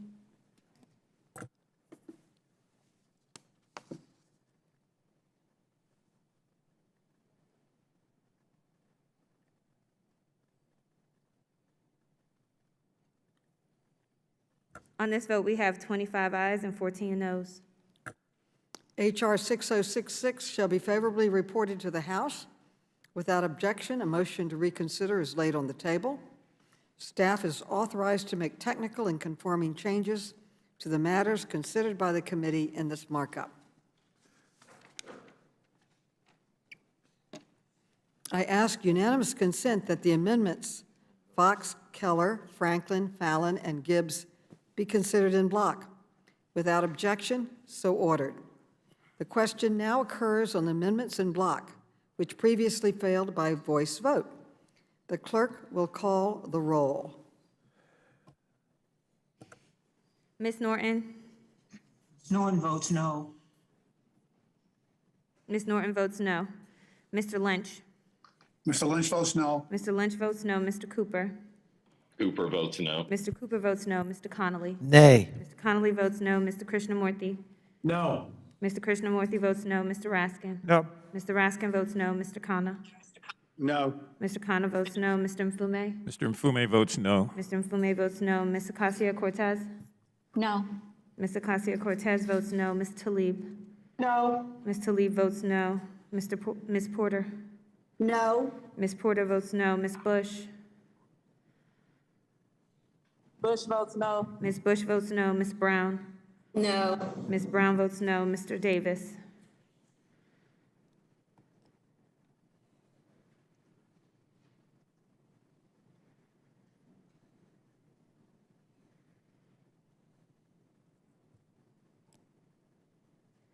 He has to unmute. Ms. Wasserman Schultz? Wasserman Schultz votes no. Ms. Wasserman Schultz votes no. Mr. Welch? No. Mr. Welch votes no. Mr. Johnson? Nay. Mr. Johnson votes no. Mr. Sarbanes? Sarbanes, no. Mr. Sarbanes votes no. Ms. Spear? No. Ms. Spear votes no. Ms. Kelly? For it, no one's Aye. on it, so. Ms. Kelly votes aye. Ms. Lawrence?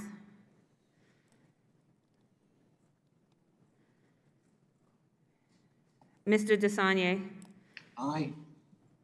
Mr. DeSanya votes aye. Mr. Gomez. Gomez, no. Mr. Gomez votes no. Ms. Presley.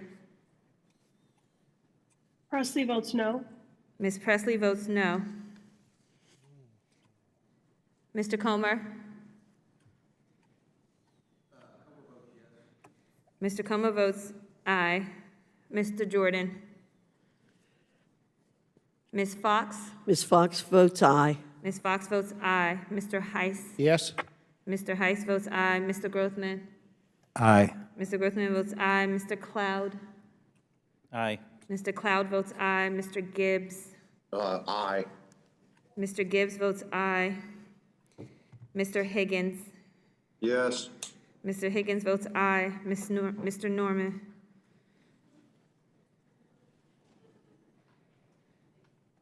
Mr. Sessions? Voted. That's not good enough. Mr. Keller? Keller votes yes. Mr. Keller votes aye. Mr. Biggs?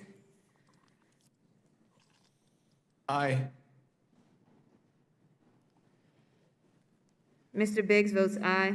Mr. Clyde? Aye. Mr. Clyde votes aye. Ms. Mace? Mr. Franklin? Aye. Mr. Franklin votes aye. Mr. LaTurner?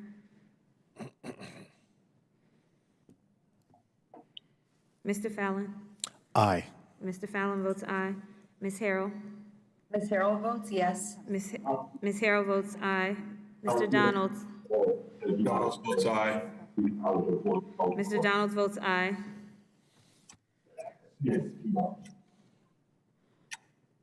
Madam Chair, Yes. this is Robin Kelly. I wanted to change my vote to no. Ms. Kelly votes no. Madam Chair, this is Mr. DeSaulnier. Yes. I'd like to change my vote to no as well. Mr. DeSaulnier votes no. Thank you. How is Mr. Davis recorded? Mr. Davis, you are not recorded. And I would vote no. Mr. Davis votes no. Madam Chair, how is Representative LaTurner recorded? Ms. LaTurner, you are not recorded. LaTurner votes yes. Mr. LaTurner votes yes. Madam Chairman, I'm not sure if the clerk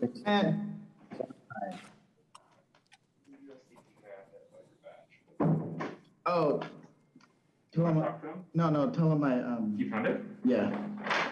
Tell him it fell into my suit. In your what? Into my suit. Jimmy, you're unmuted. Jimmy, you're on, okay, there you go. They muted you. Madam Chairman, Yes. I don't know that the clerk heard me. Sessions, aye. Mr. Sessions votes aye. Thank you. Chairwoman Maloney? Maloney votes no. Ms. Maloney votes no. Is there any member who has not voted? Or is there any member wishing to change his or her vote?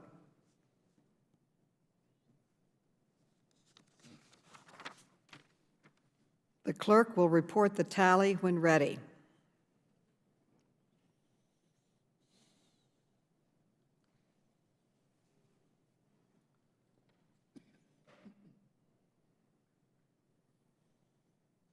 On this vote, we have 24 ayes and 16 nays. The amendment and block are not agreed to, and the motion to reconsider is laid on the table. The question now occurs on the Heiss Amendment, which previously failed by voice vote. The clerk will call the roll. Ms. Norton?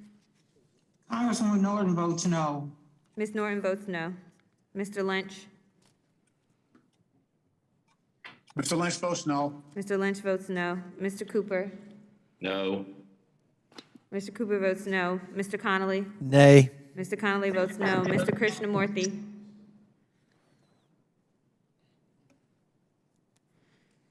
Mr. Raskin? Nope. Mr. Raskin No. votes no. No for Mr. Krishnamurthy. Mr. Krishnamurthy votes no. Mr. Khanna? No. Mr. Khanna votes no. Mr. Mfume? Mr. Mfume votes no. Mr. Mfume votes no. Ms. Acacia-Cortez? No. Ms. Acacia-Cortez votes no. Ms. Talib? Talib votes no. Ms. Talib votes no. Ms. Porter? No. Ms. Porter votes no. Ms. Bush? Bush votes no. Ms. Bush votes no. Ms. Brown? No. No. Ms. Brown votes no. Mr. Davis? Davis votes no. Mr. Davis votes no. Ms. Wasserman Schultz? Wasserman Schultz votes no. Ms. Wasserman Schultz votes no. Mr. Welch? No. Mr. Welch votes no. Mr. Johnson? No. Mr. Johnson votes no. Mr. Sarbanes? No. Mr. Sarbanes votes no. Ms. Spear? No. Ms. Spear votes no. Ms. Kelly?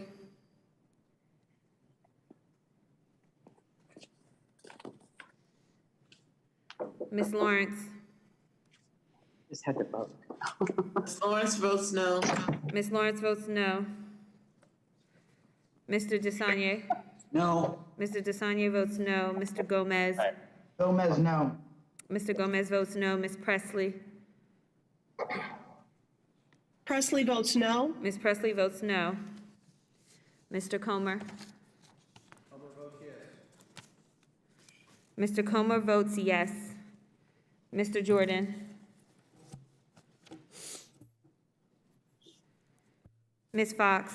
Fox votes yes. Ms. Fox votes yes. Mr. Heiss? Yes. Mr. Heiss votes yes. Mr. Grothman? Yes. Mr. Grothman votes yes. Mr. Cloud? Yes. Mr. Cloud votes yes. Mr. Gibbs? Yes. Mr. Gibbs votes Yes. yes. Mr. Higgins? Yes. Mr. Higgins votes yes. Mr. Norman? Mr. Sessions? Aye. Mr. Sessions votes yes. Mr. Keller? Keller votes yes. Mr. Keller votes yes. Mr. Biggs? Yes. Mr. Biggs votes yes. Mr. Clyde? Yes. Mr. Clyde votes yes. Ms. Mace? Mr. Franklin? Aye. Mr. Franklin votes yes. Mr. LaTurner? Mr. Fallon? Aye. Mr. Fallon votes yes. Ms. Harrell? Ms. Harrell votes yes. Ms. Harrell votes yes. Mr. Donalds? Yes. Mr. Donalds votes yes. Ms. Maloney? Ms. Maloney votes no. Wishing to change his or her vote? The clerk will report the tally when ready.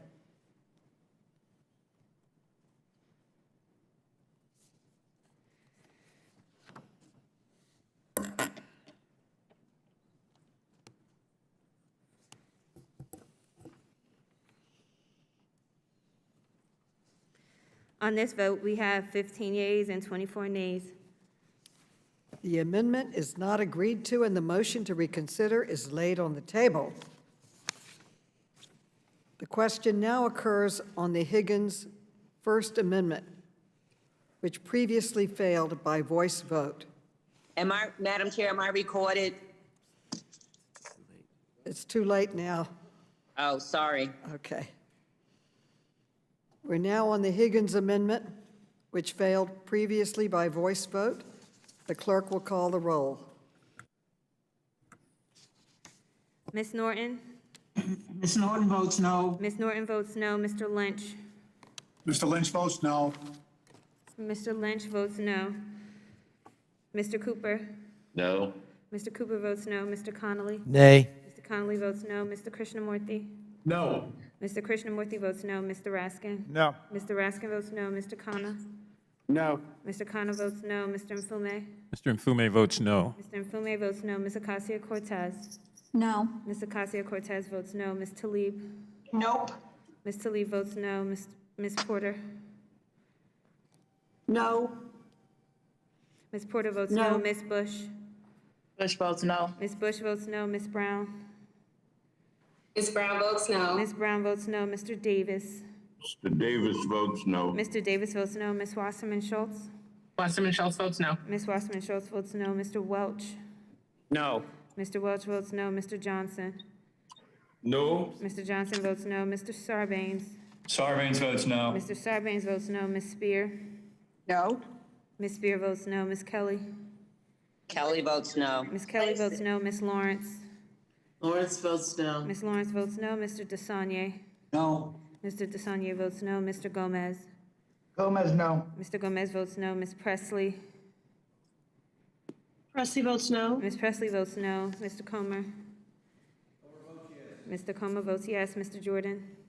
Ms. Fox? Mr. Heiss? Yes. Mr. Heiss votes yes. Mr. Grothman? Yes. Mr. Grothman votes yes. Mr. Cloud? Yes. Mr. Cloud votes yes. Mr. Gibbs? Gibbs, yes. Mr. Gibbs votes yes. Mr. Higgins? Yes. Mr. Higgins votes yes. Mr. Norman? Mr. Sessions? Sessions, aye. Mr. Sessions votes yes. Mr. Keller? Keller votes yes. Mr. Keller votes yes. Mr. Biggs? Aye. Mr. Biggs votes yes. Mr. Clyde? Yes. Mr. Clyde votes yes. Ms. Mace? Mr. Franklin? Aye. Mr. Franklin votes yes. Mr. LaTurner? Mr. Fallon? Aye. Mr. Fallon votes yes. Ms. Harrell? Ms. Harrell votes yes. Ms. Harrell votes yes. Mr. Donalds? Yes. Mr. Donalds votes yes. Ms. Maloney? Maloney votes no. Ms. Maloney votes no. Is there any member who has not voted? Is there any member wishing to change? Madam Chair, how am I recorded? Representative LaTurner? Mr. LaTurner is not recorded. LaTurner votes no. Mr. LaTurner votes no. Is there any member wishing to change his or her vote? The clerk will report the tally when ready. Okay. Ms. Fox, you are not recorded. Ms. Fox votes yes. Madam Chair, Representative LaTurner changes his no vote to yes. My apologies. Okay.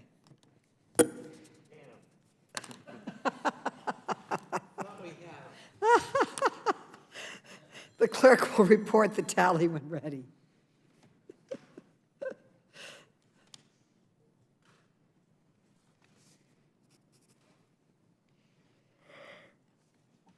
On this vote, we have 16 yeas and 25 nays. The amendment is not agreed to, and the motion to reconsider is laid on the table. The question now occurs on the Higgins 2 amendment, which previously failed by voice vote. The clerk will call the roll. Ms. Norton? Ms. Norton votes no. Ms. Norton votes no. Mr. Lynch? Mr. Lynch votes no. Mr. Lynch votes no. Mr. Cooper? No. Mr. Cooper votes no. Mr. Connolly? Nay. Mr. Connolly votes no. Mr. Krishnamurthy? Nay. Mr. Krishnamurthy votes no. Mr. Raskin? Nope. Mr. Raskin votes no. Mr. Khanna? No. Mr. Khanna votes no. Mr. Mfume? Mr. Mfume votes no. Mr. Mfume votes no. Ms. Ocasio-Cortez? No. Ms. Ocasio-Cortez votes no. Ms. Tlaib? Lee votes no. Ms. Tlaib votes no. Ms. Porter? No. Ms. Porter votes no. Ms. Bush? Bush votes no. Ms. Bush votes no. Ms. Brown? Brown votes no. Ms. Brown votes no. Mr. Davis? Davis votes no. Mr. Davis votes no. Ms. Wasserman Schultz?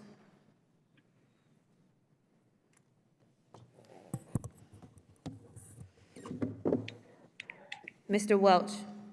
No. Mr. Welch votes no. Mr. Johnson? Mr. Sarbanes? Sarbanes, no. Mr. Sarbanes votes no. Ms. Spear? No. Ms. Spear votes no. Ms. Kelly? Kelly votes no. Ms. Kelly votes no. Ms. Lawrence? Lawrence votes no. Ms. Lawrence votes no. Mr. DeSaulnier? No. Mr. DeSaulnier votes no. Mr. Gomez?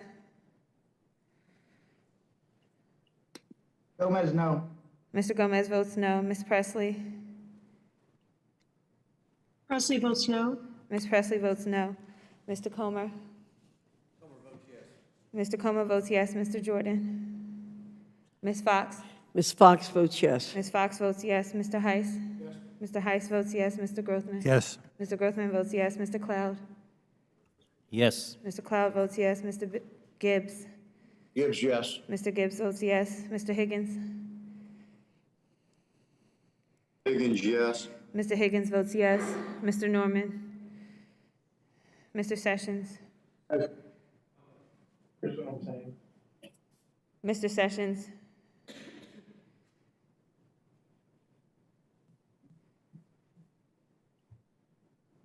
Why they can't hear me? We can hear you now.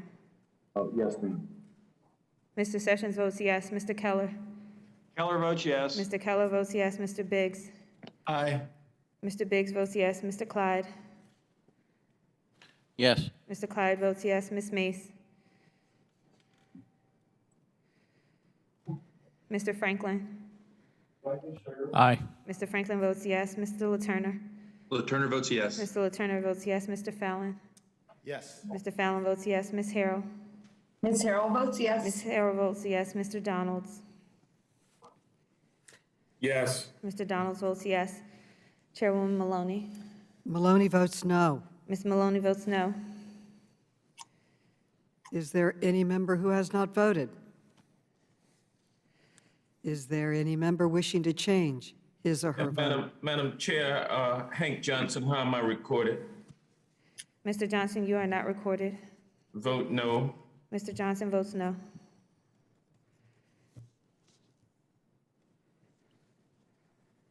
Is there any member wishing to change his or her vote? The clerk will report when ready. On this vote, we have 16 yeas and 24 nays. The amendment is not agreed to, and the motion to reconsider is laid on the table. The question now occurs on the Higgins 4 amendment, which previously failed by voice vote. The clerk will call the roll. Ms. Norton? Ms. Norton votes no. Ms. Norton votes no. Mr. Lynch? Mr. Lynch votes no. Mr. Lynch votes no. Mr. Cooper? No. Mr. Cooper votes no. Mr. Connolly? No. Mr. Connolly votes no. Mr. Krishnamurthy? No.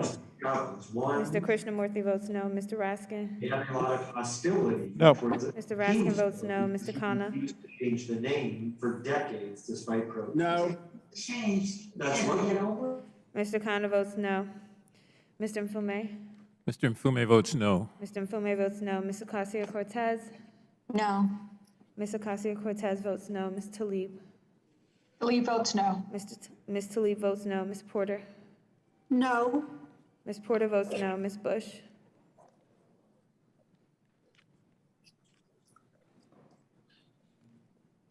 Ms. Brown? Ms. Brown votes no. Ms. Brown votes no. Mr. Davis? Davis votes no. Mr. Davis votes no. Ms. Wasserman Schultz? Wasserman Schultz votes no. Ms. Wasserman Schultz votes no. Mr. Welch? No. Mr. Welch votes no. Mr. Johnson? No. Mr. Johnson votes no. Mr. Sarbanes? Sarbanes votes no. Mr. Sarbanes votes no. Ms. Spear? No. Ms. Spear votes no. Ms. Kelly? Kelly votes no. Ms. Kelly votes no. Ms. Lawrence? Lawrence votes no. Ms. Lawrence votes no. Mr. DeSaulnier? No. Mr. DeSaulnier votes no. Mr. Gomez? Ms. Presley? Gomez, no. Mr. Gomez votes no. Ms. Presley? Presley votes no. Ms. Presley votes no. Mr. Comer? Mr. Comer votes yes. Mr. Jordan? Ms. Fox? Ms. Fox votes yes. Ms. Fox votes yes. Mr. Heiss? Yes. Mr. Heiss votes yes. Mr. Grothman? Yes. Mr. Grothman votes yes. Mr. Cloud? Yes. Mr. Cloud votes yes. Mr. Gibbs? Mr. Higgins? Yes. Higgins, yes. Mr. Higgins votes yes. Mr. Norman? Mr. Sessions? Higgins, aye. Mr. Sessions votes yes. Mr. Keller? Keller votes yes. Mr. Keller votes yes. Mr. Biggs? Aye. Mr. Biggs votes yes. Mr. Clyde? Yes. Mr. Clyde votes yes. Ms. Mace? Mr. Franklin? Aye. Mr. Franklin votes yes. Mr. Letourneau? Mr. Fallon? Aye. Mr. Fallon votes yes. Ms. Harrell? Ms. Harrell votes yes. Ms. Harrell votes yes. Mr. Donalds? Yes. Mr. Donalds votes yes. Chair Maloney? Maloney votes no. Ms. Maloney votes no. Is there any member who has not voted? Ms. Bush, how am I recorded, please? Ms. Bush, you are not recorded. It's a no. Ms. Bush Madam votes Chair. no. Madam Thank Chair, Letourneau is a yes. Mr. Letourneau votes yes. Madam Chair, Gibbs is a yes. Mr. Gibbs votes yes. Is there any member wishing to change his or her vote? The clerk will report the tally when ready. On this vote, we have 16 yeas and 25 nays. The amendment is not agreed to, and the motion to reconsider is laid on the table. The question now occurs on the amendment in the nature of a substitute for H.R. 5477. All as amended. All those in favor say aye. Aye. All those opposed say no. No. In the opinion of the chair, the ayes have it, and the amendment in the nature of a substitute is agreed to. The question now occurs on favorably reporting H.R. 5477 as amended. All those in favor say aye. Aye. All those opposed say no. No. In the opinion of the chair, the ayes have it. and the Madam bill Chair, is ask agreed for a to. recorded vote. A recorded vote has been requested. A recorded vote is ordered. The clerk will call the roll.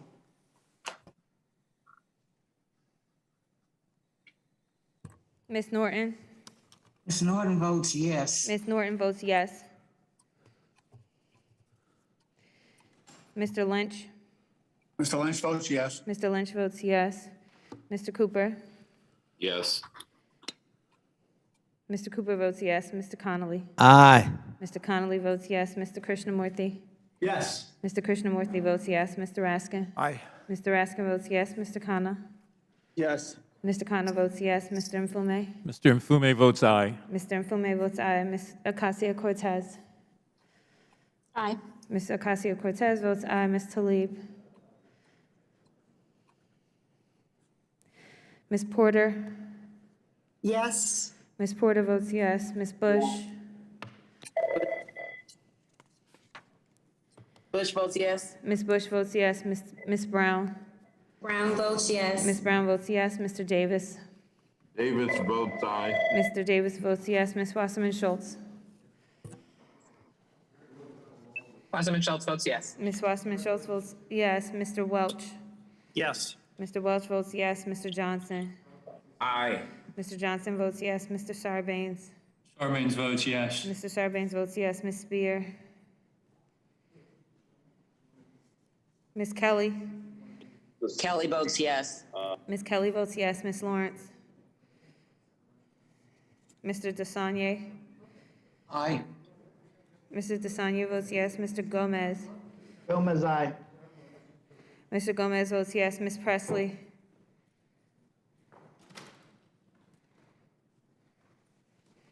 Mr. Comer? Mr. Comer votes no. Mr. Jordan? Mr. Fox? Ms. Fox? Fox votes no. Ms. Fox votes no. Mr. Heiss? Mr. Heiss votes no. Mr. Grothman? No. Mr. Grothman votes no. Mr. Cloud? No. Mr. Cloud votes no. Mr. Gibbs? Gibbs, no. Mr. Gibbs votes no. Mr. Higgins? No. Mr. Higgins votes no. Mr. Norman? Mr. Norman votes no. Mr. Sessions? No. Mr. Sessions votes no. Mr. Keller? Keller votes no. Mr. Keller votes no. Mr. Biggs? No. Mr. Biggs votes no. Mr. Clyde? No. Mr. Clyde votes no. Ms. Mace? Mr. Franklin? No. Mr. Franklin votes no. Mr. Letourneau? Letourneau votes no. Mr. Letourneau votes no. Mr. Fallon? No. Mr. Fallon votes no. Ms. Harrell? Ms. Harrell votes no.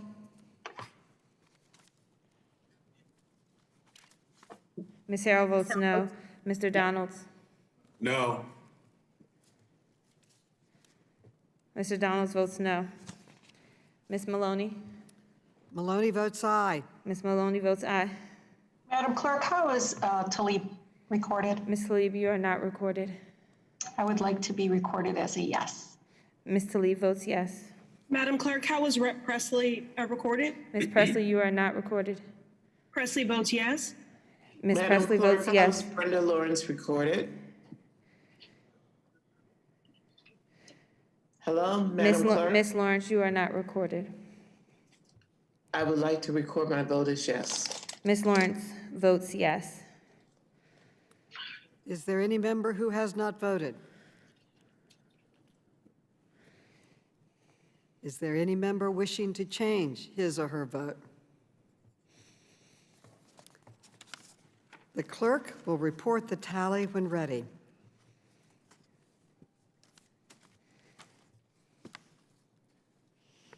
On this vote, we have 24 yeas and 17 nays.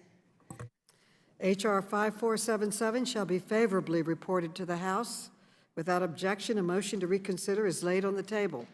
Staff is authorized to make technical and conforming changes to the matters considered by the committee in this markup.